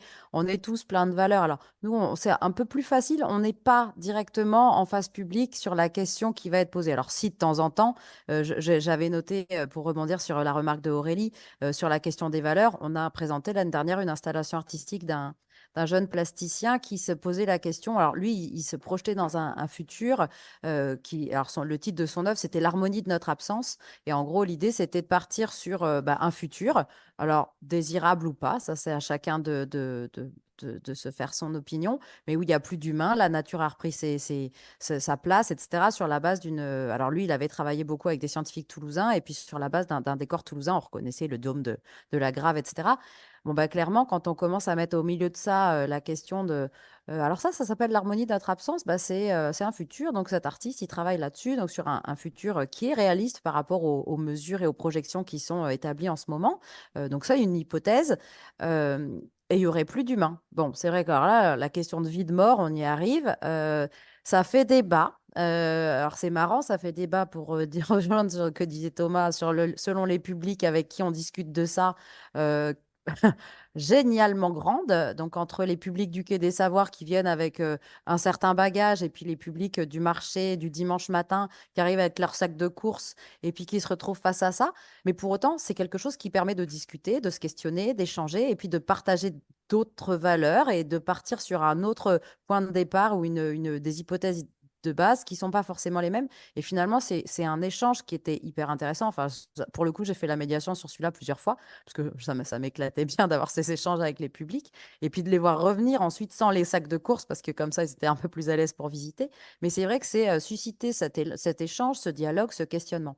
Clairement, c'est pas totalement neutre. Enfin, si pour avoir programmé cette œuvre-là, l'harmonie de notre absence proposée par un artiste qui travaille avec du low-tech, de la récup dans les Fab Labs, le choix, il est un Mais peu engagé de ma part, quoi. j'irais même plus loin. Le choix même d'utiliser des artistes est définitivement engagé. Un artiste, c'est Ah pas un oui, scientifique. un Donc, artiste n'est clairement pas un scientifique. il va proposer une vue caricaturale qui C'est est sa son vision à opinion. lui. Mm, Et tout à donc, fait. voilà, même ça peut s'interroger. Ah, mais tout à fait.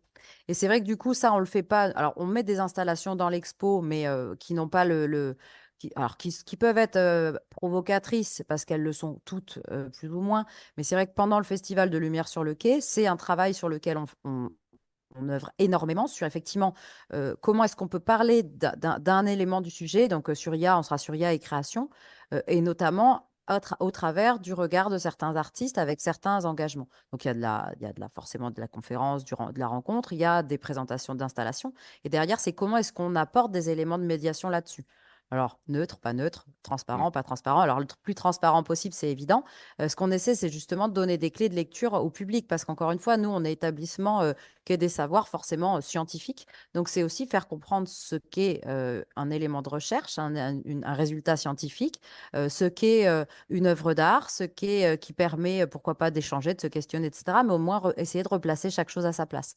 Le travail de médiation là-dessus, c'est un travail de titan. L'équipe de médiation, ils travaillent dessus énormément. On fait de la visite guidée dessus pour justement donner des clés de lecture, pour comprendre, pour être transparent sur ce qu'on présente au public et que le public puisse se saisir des éléments ou pas de ce qu'il a envie. Est-ce que c'est découvrir, arriver avec un œil neuf, se laisser bousculer, en savoir plus, comprendre ce qui est derrière l'install, etc. Donc c'est vrai que la partie médiation, nous, la création de ce contexte pour comprendre si on présente quelque chose de scientifique, si on présente quelque chose d'artistique, c'est un travail de dingue. Alors, il y a Mariette qui est dans les participants. Elle pourra effectivement compléter.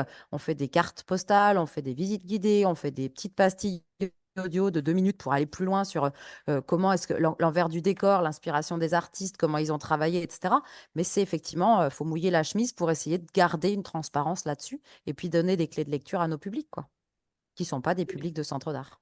Ouais, je vais me faire une écho d'une remarque que je trouve tout à fait intéressante d'Isabelle, Isabelle Proux, donc, qui dirige l'école de la médiation, qui explique au fond, alors je traduis à ma façon ce qu'elle nous dit dans le chat, mais au fond, est-ce que tout ce qu'on dit là ne vient pas de la différence assez profonde entre ce que serait la neutralité scientifique, le scientifique s'adressant à un public bien spécifique quelque part, hein, et n'étant pas censé intervenir directement auprès d'un public avec ses logiques d'émotion, ces logiques parfois de public plus ou moins facile. Est-ce qu'au gros, la différence fondamentale n'est pas de se dire peut-être qu'on peut tendre vers la neutralité scientifique, qui est une chose avec un public bien spécifique et des méthodes en tant que telles. Voilà, le scientifique s'adresse à d'autres scientifiques d'abord, en fait, hein, puis après, donc il y a quand même quelque chose de différent. Et c'est dans un second temps qu'éventuellement ces recherches vont trouver un écho dans le grand public, et ce ne sera pas forcément lui qui va se faire le relais de ces travaux. Hein. Est-ce qu'au fond, la différence ne vient pas de là, et de l'idée que dès lors qu'on est en contact avec un public, on va dire, diversifié, la question de la neutralité devient la question de l'honnêteté, de la transparence, parce que de fait, d'un équilibre en quelque sorte à trouver, alors même que ce n'est pas forcément la question de ce qu'on appelle neutralité scientifique. Est-ce que le problème ne viendrait pas de cette dichotomie, quelque part, entre ces deux démarches qui sont connectées, en fait, hein, celle du scientifique, celle du médiateur? Si je peux me permettre, Ariel, Ouais. ce qui est très intéressant, ce que tu viens de dire, ce que je voulais préciser dans ce mot-là, c'est qu'il y avait également une distinction, mais assez fondamentale, d'après moi, entre la neutralité dont nous parlons dans le domaine de la médiation des sciences et ce qu'on appelle la neutralité scientifique, et qui, elle, pour moi, ne fait même pas intervenir une notion de public. Si on veut caricaturer, on a le chercheur qui fait ses recherches, ce qui est bon pour lui, entre guillemets, bien sûr qu'il le fait pour l'ensemble, mais et du coup, on n'est pas du tout sur le même terrain. Le médiateur scientifique quand on parle de neutralité, hein, c'est pour pouvoir communiquer des connaissances à un public. Alors, je donne pas mon avis, là, j'essaie de voir une sorte de définition un peu générique. Donc, de transmettre des connaissances de façon à la fois compréhensible, évidemment, c'est son métier, et équilibrée. On parlait de transparence, il y a aussi, on a parlé également de donner plusieurs avis, voilà, il y a ce terme d'équilibre, peut-être, qui peut caractériser un peu cette soi-disant neutralité. Et puis, la neutralité du scientifique, oui, dans ses recherches, ça concerne d'abord comment il procède pour produire des savoirs. On n'est pas dans leur transmission, on est dans leur production. Et pour moi, c'est une différence qui est fondamentale. Et c'est pourquoi, d'après moi, il ne faut pas confondre la neutralité du scientifique dans la production de ses recherches, parce qu'elle s'adresse à la neutralité pour pouvoir produire et à la neutralité pour la transmission vers des publics profanes. Ok, ok. Alors, bon, il y a déjà des remarques, en fait, que je trouve tout à fait intéressantes. Moi, je ne sais pas si vous connaissez Paul Feyerabend, qui était Ah non, Tu vois, on va arrêter avec les constructivistes, là, voilà, les mais non, mais c'était intéressant. postmodériens qui nous rajoutent du bruit dans le bruit, là.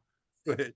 Mais voilà, mais non, mais c'était un rebond par rapport à la question de l'épistémologie qui nous montre également que les travaux scientifiques ne sont pas neutres, ce qui était l'une des remarques, en fait, ce qui prouve que dans tout débat, on ne peut être neutre, d'ailleurs, y compris le nôtre, simplement déjà au moment de choix des questions posées, des domaines de la recherche, etc. En fait, hein. Donc voilà, c'était Anthony Le Gouac Auffray hein, qui donnait cette remarque. Donc oui, par rapport à la remarque d'Isabelle, par rapport à cette question, est-ce que Thomas, est-ce que Gianni, Marina, ou même des participants, vous voulez rebondir en fait hein, sur cette, on va dire, différence que l'on peut faire entre neutralité scientifique et neutralité du médiateur scientifique? Ouais. C'est un peu comme le disait, Ah, un peu vas-y. comme le disait à l'instant Isabelle, je trouve que c'est intéressant de voir que on peut assurer et assumer une neutralité scientifique dans la science qu'on est en train de faire. Si on est sérieux avec ce qu'on fait, si on accumule de la statistique comme on devrait le faire, si on résout les équations telles qu'elles doivent être résolues et qu'on ne pipe pas les données pour avoir du financement, même parce que ça existe. Mais donc là, normalement, le scientifique est neutre. Hein, en toute logique, il devrait être neutre. Je ne dis pas qu'il n'y a pas une part de sensibilité. C'est une question d'ailleurs qui avait été abordée récemment sur une journée d'études à laquelle j'étais et dans laquelle on disait mais de quelle manière un sociologue qui étudie un sujet de sociologie n'y injecte-t-il pas un point de vue qui est le sien et ne pipe-t-il pas l'étude qu'il va mener compte tenu du fait que lui aussi a déjà certainement un avis, une opinion, tout ça, et que ça va infléchir, bien entendu, certainement les résultats. Mais bon, donc du côté des sciences de l'homme, on a plus, à mon avis, cette plasticité-là, mais qu'on n'a pas dans les sciences dures, inhumaines et asociales. Maintenant, quand on fait de la médiation, là, on est sur un tout autre dispositif, et je pense qu'il faut peut-être faire comme l'historien, dire, voilà, j'adopte un point de vue et je vais essayer de démontrer, mais d'entrée de jeu, dire le point de vue qu'on adopte, comme ça au moins on a déjà nettoyé la zone en disant, voilà. Et puis après on peut être critiqué sur le point de vue. Peut-être que ça pourrait être une solution aussi, je ne sais pas, c'est une question qu'il faut poser aux médiateurs. Thomas? Je peux être plus que d'accord avec Jenny. Moi, j'ai des exemples autour de moi où très clairement, la recherche qui est faite en sciences humaines vise à démontrer un point de vue et pas du tout à faire de la science. Hein. Voilà. Donc très clairement, nous prêtons le flanc par même l'existence de certaines méthodologies qui ne devraient plus fonctionner de cette manière.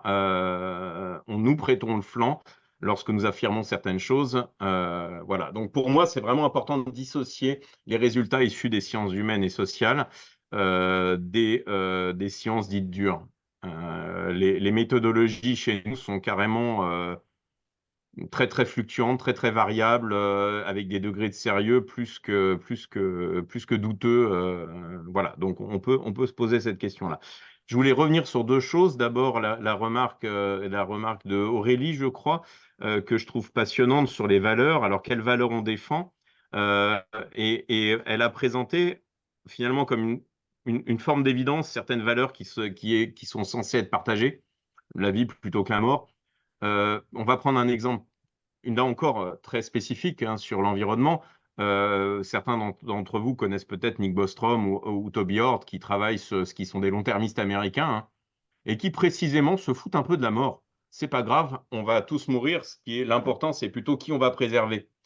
Donc en réalité, dire que toutes les valeurs sont partagées sous prétexte que c'est des valeurs positives est en soi déjà faux. J'adorerais, hein, croyez-moi. Hein, vraiment, je serais passionné par l'idée qu'on partage tous les mêmes valeurs positives et de vie. C'est malheureusement pas le cas. Il y a des variations et pourtant chez des gens qui ont pignon sur rue, qui sont des philosophes tout à fait brillants et qui développent toute une pensée théorique bien plus complexe que ça. On est d'accord, hein, on peut en discuter des long-termistes, mais voilà. L'autre chose, c'est que, et Gianni l'a rappelé, c'est que on n'est pas un scientifique. Ça n'existe plus aujourd'hui. Il n'y a pas un type qui fait des recherches.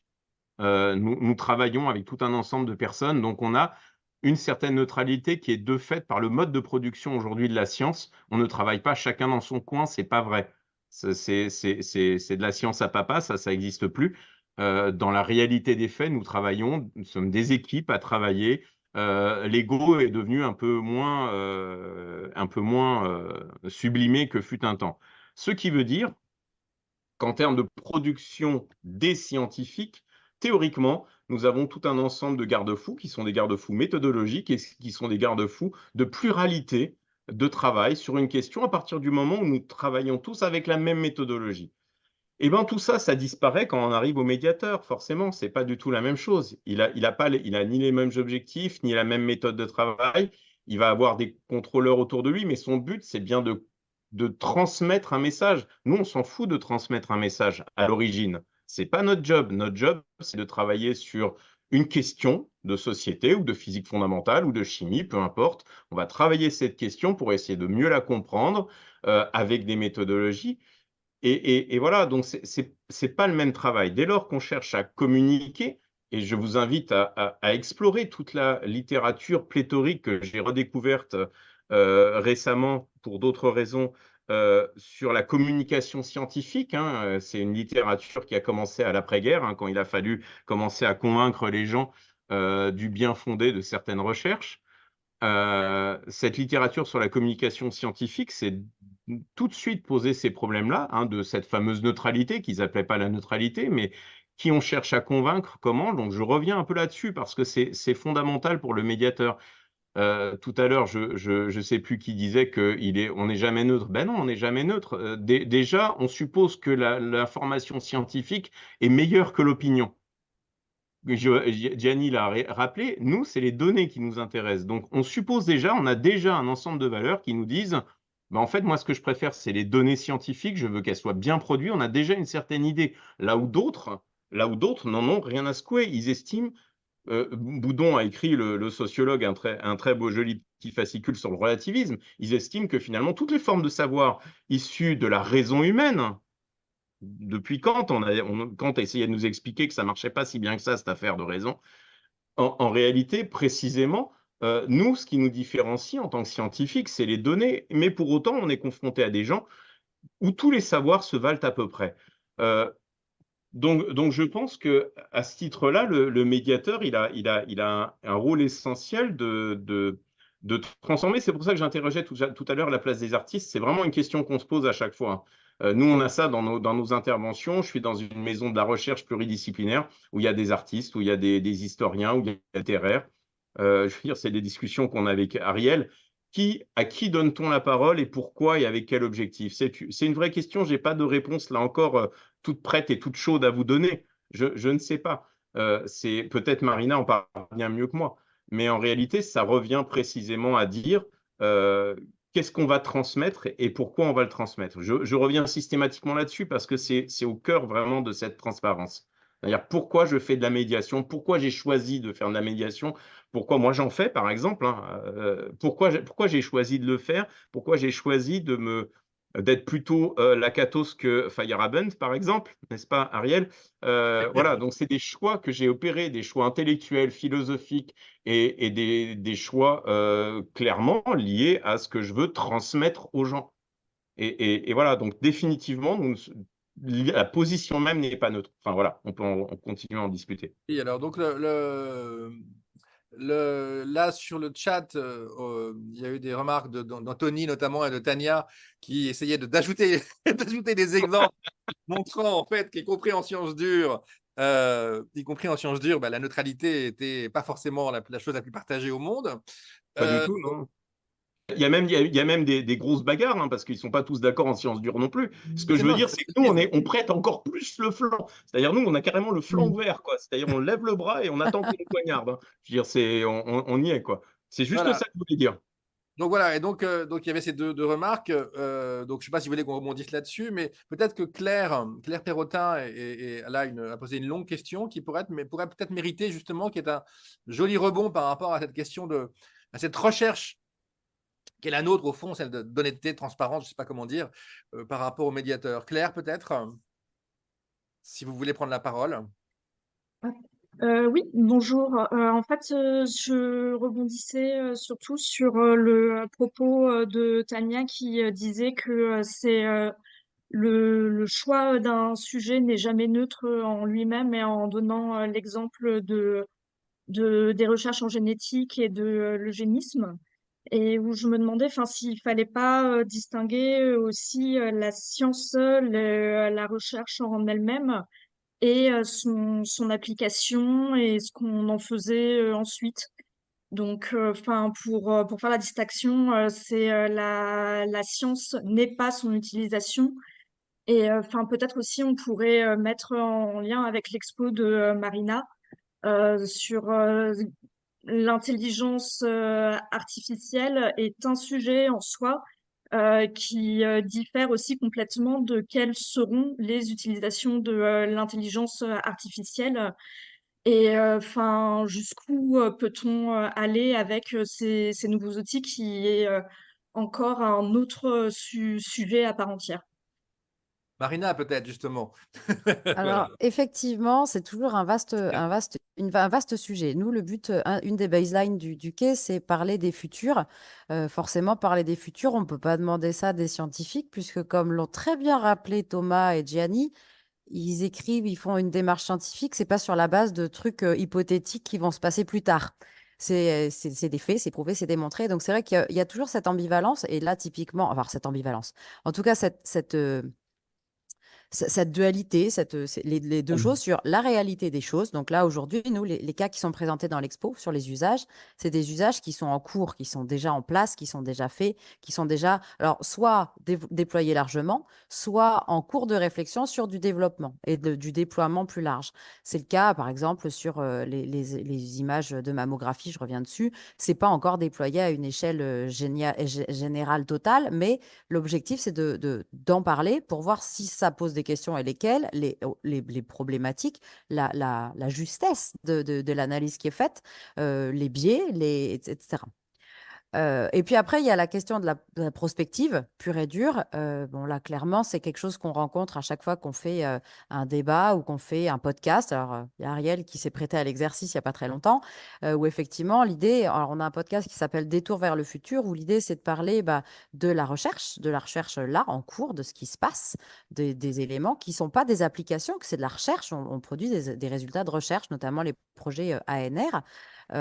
Et après, derrière, nous, on va essayer d'aller regarder avec un petit coup dans le rétroviseur arrière ou avant comment c'était vu dans le passé, l'histoire de ce truc-là, un peu des éléments concrets, factuels qui ancrent aussi dans une réalité et dans des questions qui se posent. Et puis, on essaie après d'aller voir qu'est-ce que ça pourrait donner plus tard. Bon, clairement, une des questions qu'on s'est posées, c'est comment est-ce qu'on peut parler du futur? Clairement, on ne va pas demander aux scientifiques de se projeter. Donc ça, on le fait avec la complicité d'une autrice de SF, en la personne de l'ICAM, qui participe aux comités éditoriaux, qui va... Il y a un micro ouvert, là. Quelqu'un a laissé un micro ouvert. Merci. Excuse-nous, Marina. Pas de souci. Et effectivement, c'est comment est-ce que du coup on va pouvoir essayer d'aller parler de ça. Mais là, on va pas parler des résultats de la recherche. On va parler de possiblement ce que ça pourrait donner. Mais c'est pas le cœur du podcast, c'est pas le cœur du sujet sur lequel on fait intervenir le scientifique qui vient parler de son projet ANR. Il est sur son projet, il parle de son projet, de la méthodologie mise en place, des difficultés qu'il rencontre, etc. Mais dans le temps, réel. Après, la projection, c'est en général l'ouverture plutôt sur la fin du podcast et de l'échange, plus pour aller soulever éventuellement des questions et se dire, ah bah tiens, est-ce que ce qu'a imaginé l'ICAM, ça pourrait être une réalité ou pas? Mais en tout cas, certainement pas pour faire un pronostic. Oui, mais et de manière puis aussi, éventuellement, on peut ouvrir le débat sur des questions de philosophie éthique, pour Tout le à coup. fait. Tout à fait. Alors, souvent, ce qu'on essaie de faire, c'est on essaie d'avoir un tandem, quelqu'un qui va être vraiment dans la recherche, dans son projet de recherche, alors ANR, mais c'est pas que des ANR.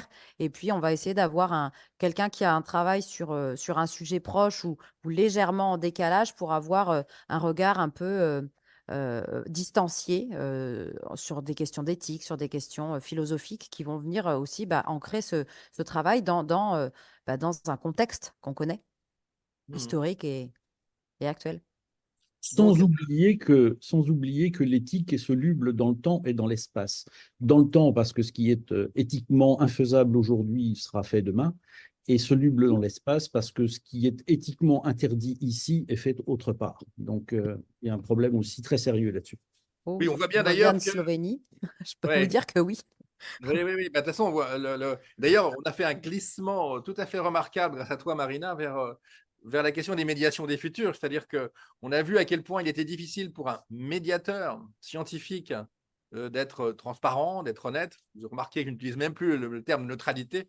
Il s'en est On tellement. l'a jeté. Ouais, voilà, il a disparu en chemin en tant que tel. Donc, on a vu les difficultés. Et là, quand en plus on parle de la médiation des futurs, ce que tu nous dis quand tu fais appel à quelqu'un comme l'ICAM, c'est que là, on peut préserver la logique d'honnêteté, mais que alors là, pour le coup, on est encore plus loin. Hein, c'est-à-dire, parce que de fait, c'est vrai, le futur n'existe pas. Hein, le futur, ce sont des hypothèses, ce sont même des futurs. Donc là, le problème est encore plus fort, quoi. Toi qui fais esprit futur, Thomas, t'en sais quelque chose. Bah, nous, on a deux façons de voir les choses. Alors, pour rentrer, parce que c'est vraiment une problématique vraiment passionnante, il y a une problématique qui est celle des menaces, c'est-à-dire on envisage toujours, une des manières d'envisager le futur, c'est quand même d'éviter les menaces. On va chercher à optimiser quand même des gains et un état meilleur qui va suivre et de diminuer le nombre de menaces. Donc en réalité, dès qu'on se projette dans l'avenir, on va identifier des buts. À titre personnel, on le fait en permanence. Hein. J'ai un état futur que je préfère dans 2 semaines, dans un mois, dans un an, et je vais essayer d'éviter de me retrouver au chômage, je vais essayer d'éviter de me retrouver seul, etc. Peu importe, c'est les choix de chacun. Donc, et on fait ça, je pense, largement collectivement. On a des prescripteurs aussi de futur, qui sont nos hommes politiques, qui sont un certain nombre de penseurs intellectuels. Ils nous prescrivent en fait l'état suivant, l'état qui est désirable et celui qui est moins désirable. Donc, je pense que éminemment, dès qu'on pense au futur, on a abandonné toute question de neutralité ou de transparence. C'est une opinion, c'est une validité. Je parlais des long-termistes tout à l'heure. Si ceux qui sont très fans des long-termistes, on n'a pas du tout le même dialogue avec ces gens-là qu'on peut avoir avec d'autres. Donc cette question-là, elle est d'autant plus saillante dès lors qu'on n'a pas de données scientifiques. Dans les années 60, quand ils ont commencé à faire de la prospective, pour l'essentiel, les premiers prospectivistes, c'était des données. Ils regardaient comment évaluer les courbes. Ça, on peut le faire. On peut regarder, mais ça reste des projections comme la météo. C'est-à-dire qu'on va avoir des courbes, on va avoir des vecteurs, et on sait qu'à 10, 20 ans, il peut éventuellement se produire ça. Mais c'est des probables. C'est des Ça a des probables. tendances. C'est des tendances, c'est des vecteurs, quoi. Voilà. Je voudrais revenir sur l'IA, c'est 30 secondes, vraiment 30 secondes. C'est très, très drôle parce qu'on a commencé à faire des études là-dessus. Parce que il y a d'abord l'IA, lorsqu'on les fait juger de manière totalement autonome, il s'avère que les études montrent que les gens les trouvent très, très créatives et d'autres, si on leur dit pas du tout que c'est fait par une IA, et d'autre part, par exemple, ils ont un taux de reconnaissance des maladies bien supérieur à ceux des médecins. Par contre, lorsqu'on demande aux gens, est-ce que vraiment vous voulez faire un diagnostic par une IA, ils ne veulent pas. Donc, on a plein de problèmes. Ou est-ce que vous voulez vous faire soigner par un robot? Ils ne veulent pas non plus. Donc là aussi, on se rend bien compte qu'il y a un discours scientifique qui est la possibilité de l'IA et il y a la réception. C'est-à-dire, et nous, sur quoi on va taper? On va leur présenter les résultats scientifiques de l'IA et objectivement, nos IA ne sont pas si mauvaises que ça. Elles travaillent plutôt globalement bien dans un certain nombre de domaines. Et il y a le deuxième truc, c'est est-ce qu'on a envie vraiment de ça? Et là, on rentre dans le sociétal, on rentre dans l'opinion, on rentre dans la discussion beaucoup plus compliquée. Et le médiateur, il est à l'interface et il doit se démerder avec ces deux trucs-là. C'est hyper compliqué. Et c'est hyper pour ça compliqué. qu'on parlait de transparence, on parlait de clarté. S'il est très clair sur ça, il y a peut-être plus de manière à faire passer la science qui est derrière. Voilà. Peut-être. Oui, bah, c'est un peu ce que dit Anthony, s'il veut intervenir, Anthony Le Gouec au frais, hein, quand il parlait au fond, il dit que plutôt que neutralité, l'idée, il parle de sincérité. Voilà, on peut parler d'honnêteté, de sincérité, hein, ça veut dire donner ses sources, dire d'où on parle, quelles sont ses valeurs, en fait. L'institution qui porte cette médiation, en l'occurrence, hein, donc scientifique, association, État, de dire comment tout ça est financé. Et puis, une fois que tout est en quelque sorte clair, une fois qu'on sait d'où on parle et par rapport au sujet, d'essayer d'être le plus ouvert possible, le plus transparent possible et de mener sa barque à partir même de ce socle, quelque part. Au fond, c'est ce qu'on est peut-être en train de se dire. Je ne sais pas, Marina, Gianni, Thomas ou d'autres intervenants. Hein. Si Anthony, vous voulez rebondir, il n'y a pas de problème. Vous m'entendez? Oui, tout à très fait. bien. Ouais. Non, je n'ai pas spécialement de choses à ajouter. Je pense que cette question de la neutralité en médiation, c'est peut-être pas la bonne question. Je veux dire, c'est peut-être plutôt comment est-ce qu'on fait une médiation de qualité. Et ça serait la question de la qualité de la médiation. On sait très bien qu'un acteur de la médiation, ça peut être le service communication du CNRS ou de l'université, ça peut être l'État, ça peut être une association militante, de protection de l'environnement ou autre. Et le choix de la médiation qui va être fait, dans tous les cas, doit être de qualité, je l'espère en tout cas, mais clairement, il ne sera pas tout à fait le même message, on ne va pas prendre les mêmes travaux scientifiques, on ne va pas forcément parler de la même chose. Moi, j'ai un ami qui travaillait à l'INRA, l'Institut de recherche agronomique. En fait, les travaux de l'INRA étaient très situés auprès de l'agro-industrie, enfin, pour donner des réponses à l'agro-industrie, comment mieux élever du porc. Je suis en Bretagne, donc voilà, comment mieux élever du porc industriel. C'était ça les questions qui étaient posées. C'était pas comment développer l'agroforesterie. Bon, maintenant, l'INRA se réoriente et donc, en fait, on aurait d'autres choses à dire, mais c'est pas les mêmes propos. Et pourtant, si je veux raconter les travaux scientifiques issus de l'INRA, je peux être tout à fait neutre en les racontant, sauf que je raconterai pas la même chose dans un cas ou dans l'autre. Donc, je pense que ce qui est important pour faire une médiation scientifique de qualité, c'est pas tellement une illusion de neutralité, mais plutôt situer l'engagement. Quand l'UIMM finance une action de médiation, par exemple, on a quand même affaire à des gens qui sont de l'industrie lourde et qui ont des objectifs à atteindre, et que si on est financé par eux, quelque part, on va certainement pas à l'opposé de ces objectifs. Donc en fait, c'est situé. Moi, je sais pas, on peut trouver des financements pour faire la com sur le lait, par exemple. On a vu les produits laitiers qui faisaient de la pub à la télé, donc là, c'est le champ de la publicité, c'est pas la même chose. Mais il y a eu des expositions de vulgarisation scientifique sur le lait dans les années 80 qui étaient financées par le monde agricole. S'agissait-il d'expositions neutres ou d'expositions Alors évidemment, les travaux scientifiques qui étaient présentés étaient très bien vulgarisés, mais c'était pas neutre.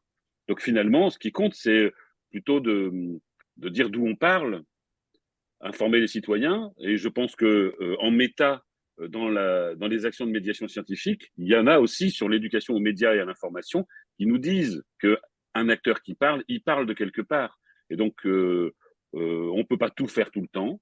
Je pense que c'est important de dire à nos publics qui parlent. Déjà, c'est bien.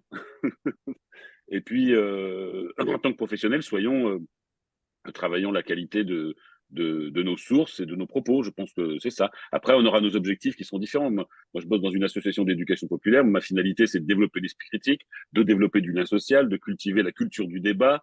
Donc, en fait, quand on fait des cafés des sciences, c'est pas des conférences dans des bistrots, c'est plutôt 5 minutes de discussion de la part du scientifique. Et puis après, on entame avec le public qui est là une discussion. Et moi, ce qui m'intéresse, c'est plutôt créer des rencontres, faire que les points de vue se confrontent. Alors, pour justement préciser peut-être la différence de nature qu'il y a entre les savoirs, entre le savoir expérientiel de l'individu et le savoir construit par un scientifique dans son labo. Et puis surtout, faire de rappeler que c'est des humains qui font les sciences et que chaque humain va être différent et il est chercheur différemment, dans la variabilité de la personne qui pratique, bien sûr, pas dans la qualité de la recherche, entre guillemets, dans la méthode scientifique, je veux dire. Donc voilà un peu mon idée un peu confuse de cette question de la neutralité. Pas confuse. C'est pas confus. Vas-y, Gianni. Pas confuse, complexe. Elle n'est pas confuse, elle est complexe. Merci. Oui. Ça, et d'ailleurs, ça ça rejoint les idées de questionnement, les idées d'ouverture, les idées de science participative dont parlait Gianni tout à l'heure, de qui on parle quand on fait l'idée aussi de ce qui est assez relativement récent, l'idée par rapport aux médiations du futur, de faire parler l'ICAM, par exemple, de faire de créer des nouvelles, de faire un travail de création. Je pense qu'au fond, ce qu'on est en train de dire là, c'est que tout cela participe d'une certaine transparence dès lors qu'on pose le contexte, voilà, de manière précise, quoi, en fait, y compris qui parle et d'où on parle. Thomas, Marina. Ouais, Thomas. Moi, je voulais reparler de la réception parce qu'en fait, les médiateurs peuvent aussi avoir une idée spécifique de la manière dont va réagir le public. Alors, je vais prendre les travaux de Levenstein, hein, qui reprend un peu, qui synthétise un petit peu les modes de réception. Donc, il y a une vieille théorie sur la réception en communication scientifique, qui est le modèle du déficit, que certains d'entre vous connaissent peut-être, qui est l'idée que, bah, en fait, le bon public, il est un peu idiot quand même, qu'on vient lui prêcher un peu la bonne parole. C'est une façon de voir les choses. L'autre façon, il propose 3 autres modèles. Le modèle contextuel, où chacun va s'approprier de manière contextuelle une certaine forme de savoir. Il parle aussi d'expertise profane, que les gens arrivent déjà avec leur propre expertise, du fait de leur vie, de leur expérience de vie, etc. Et il parle, comme disait Gianni tout à l'heure, de modèle de participation publique où on engage les gens dans un processus. Donc en réalité, la manière dont nous voyons notre public a peut-être aussi un effet sur ce que nous produisons. Et ça rentre dans ce qui vient d'être discuté autour de la qualité de l'intervention. Et la manière dont on va construire avec professionnalisme cette intervention va aussi se fabriquer autour de notre représentation de notre public en général et du public en général par rapport aux sciences. Est-ce que c'est des gentils idiots qu'il faut amener à la bonne parole? Je caricature, hein, me faites pas dire ce que j'ai pas dit, je sais que c'est enregistré, mais ou bien quelque chose qui va aller sur un continuum jusqu'à un engagement, jusqu'à se dire bah, finalement, ils ont peut-être une expertise, si oui, laquelle? Est-ce qu'ils ont juste des opinions ou est-ce qu'ils ont un système expérientiel qui va se mettre en fonctionnement avec ce que nous, on apporte comme information? Voilà. Donc, je pense qu'aussi cette interrogation que nous pouvons avoir sur le public à qui on s'adresse a aussi sa valeur dans la construction de nos interventions. Super. Alors, est-ce qu'Isabelle ou Denis, puisque vous êtes intervenus sur le chat, hein, est-ce que vous voulez intervenir et rebondir sur tout ça? Oui, la discussion a glissé vers ce que j'appellerais dans ma tête, le marché des idées. Le marché les idées a comme fournisseur de quantité de corps constitués, de droit privé, de droit public, des associations, des instituts, etc. Et les cibles, c'est-à-dire les clients, entre guillemets, ce sont les décideurs politiques, même au niveau des États. Et la question que j'ai posée dans le chat, c'est ce que vous pensez, vous, à propos des médiateurs scientifiques. Est-ce que la médiation scientifique est un élément ou pas de ce marché des idées?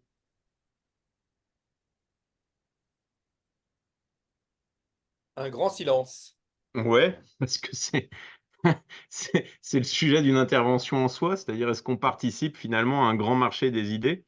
Très probablement. On participe d'un débat démocratique.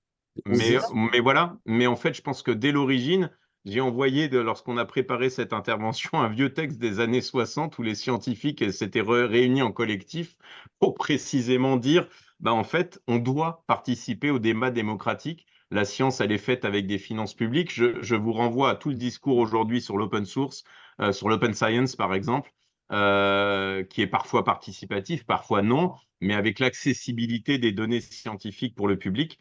Donc, c'est pas forcément un marché au sens où il y a de la circulation de pouvoir systématiquement.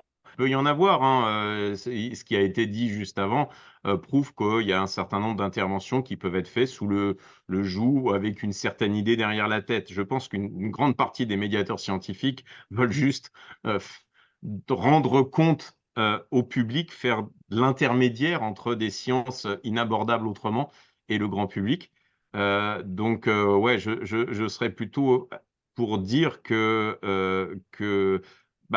Même ça, c'est pas neutre en fait. Si on revient à cette foutue neutralité dont on ne sait pas trop quoi faire, même ça, c'est pas neutre. C'est-à-dire, je veux participer au débat démocratique et comme je le disais tout à l'heure, je pense que la valeur de mes informations scientifiques est un peu supérieure au blabla, au bruit du monde. Je pense que ces données-là, ces données de la science, ont un peu plus de valeur que les opinions d'un chacun parce qu'ils ont été produits avec une certaine rigueur.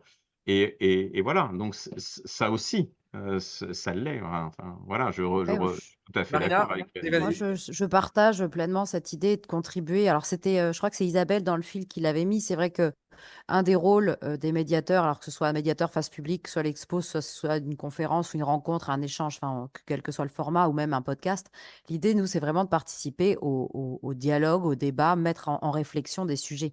Je pense que, alors au moins au niveau du Quai des Savoirs, les médiateurs qui interviennent ou les programmations qu'on construit, le but du jeu, c'est plutôt de pouvoir créer un dialogue. Et c'est vrai que malgré, enfin, ce qu'on constate, c'est que malgré l'augmentation de la facilité d'accéder à des ressources de dingue parce qu'on a accès à peu près quand même à tout entre ce qui est les publications en open source et compagnie.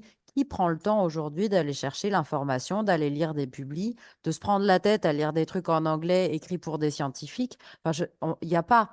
Donc c'est vrai que contribuer en essayant de, alors pas forcément de décortiquer ou de traduire ou de vulgariser, mais au moins de donner des clés de lecture et des ouvertures, d'autres façons de penser, de out of the box ou un autre angle d'attaque, ça permet de contribuer à ce marché de l'idée, pour reprendre l'idée de Denis. Mais en tout cas, ça permet de participer au débat collectif et à cette idée d'une ouverture de l'esprit critique.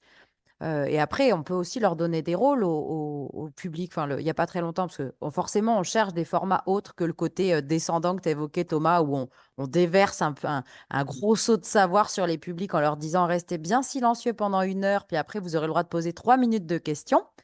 Du coup, on a essayé on cherche des formats un peu différents, un peu plus engageants, qui engagent le visiteur dedans. On a construit l'autre jour un tribunal de l'IA. L'IA doit rendre des comptes, où effectivement, le juré, c'était le public. Donc, c'est vrai qu'on a vu aussi le changement. Alors, les photos que notre collègue a fait pendant le tribunal, on l'a vu. La posture du public sur la réception, sur l'écoute, sur l'interaction avec les experts, avec les témoins, avec l'écoute des plaidoiries et ensuite le fait de voter parce que on n'est pas dans la même posture, mais on doit donner son avis par rapport à des éclairages qu'on a eus. On n'est clairement pas dans le même engagement.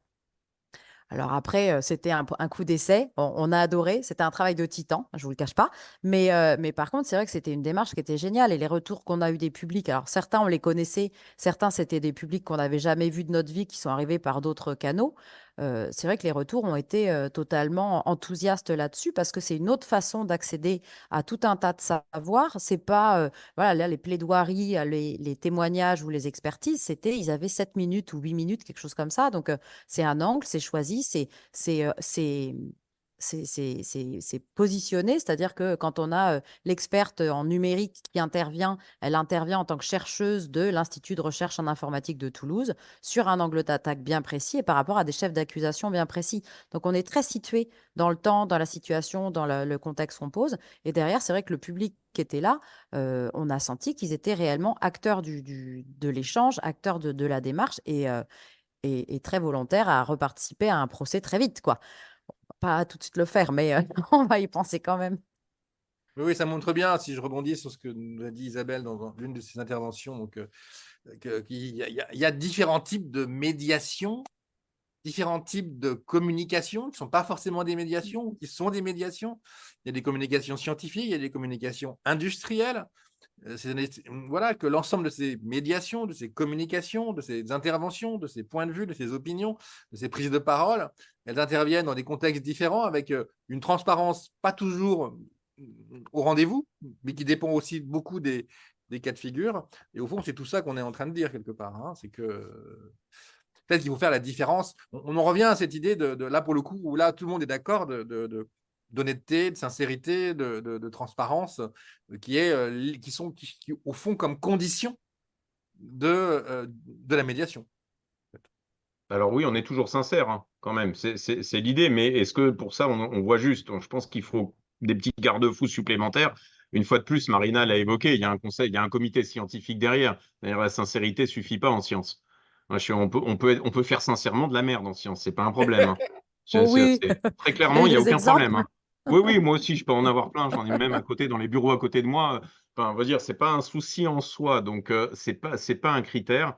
Je pense par contre qu'on a bien démontré en fait, c'est pas tellement qu'il faut virer la neutralité, c'est que finalement, elle n'a pas un si grand intérêt que ça. C'est pas le fond du problème. C'est peut-être plus ça qu'il faut maintenant essayer de décaler. C'est-à-dire, c'est pas, c'est pas parce qu'on n'est pas neutre que l'intervention sera mauvaise.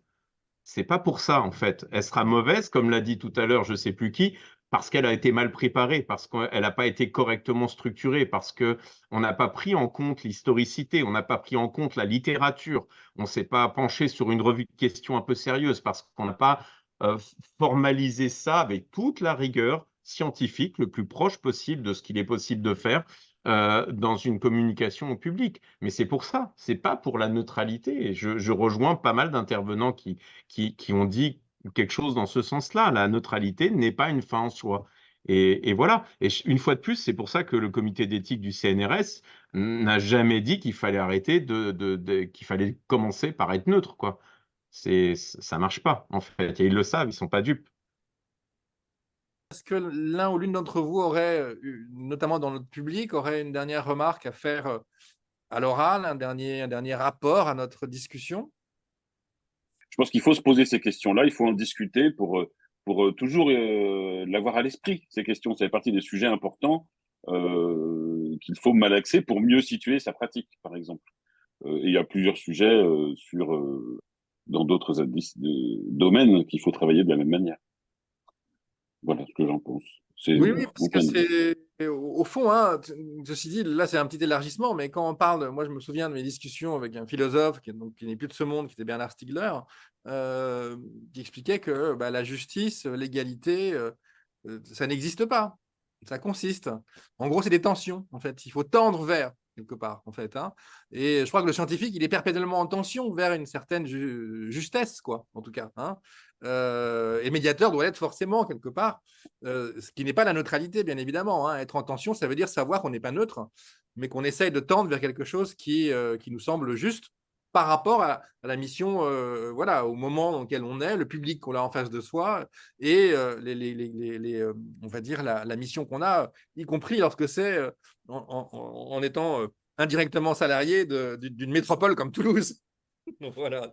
Parce que ça donne une complexité en plus quand même, mine de rien. Ça met une petite pression supplémentaire, quoi. Disons que voilà, on a cette volonté de transparence et puis on a aussi ce devoir d'obéissance puisque il y a la fonction publique qui est là. Donc c'est vrai qu'on est aussi dans. Alors on a quand même beaucoup de chance. On n'est pas non plus. Alors on l'est sans l'être parce que là aussi c'est quand même toujours compliqué. Mais on n'a pas nous on est libre des choix des expos, par exemple. Typiquement, c'était un des éléments apportés par Tania. On ne nous impose pas le choix des thématiques des expositions. On ne nous impose pas le choix des thématiques de lumière sur le quai. Alors, ce qu'on nous impose, ou en tout cas où on est entre guillemets censuré ou validé, c'est la fiche de l'exposition. Bon. Comme quoi, la communication versus la culture scientifique et technique n'est pas positionnée au même niveau. Mais c'est vrai qu'on n'a pas cette problématique de devoir rendre des comptes, de devoir faire valider, de devoir soumettre ces choix-là. C'est des choses, on les informe, mais on n'a pas de censure, etc. On a cette liberté. Alors, encore une fois, je mets des guillemets parce que on est quand même dans un périmètre Toulouse Métropole. On n'est pas une association militante. Mais pour autant, on a quand même la chance d'avoir cette liberté de choix des intervenants, etc. C'est déjà pas mal.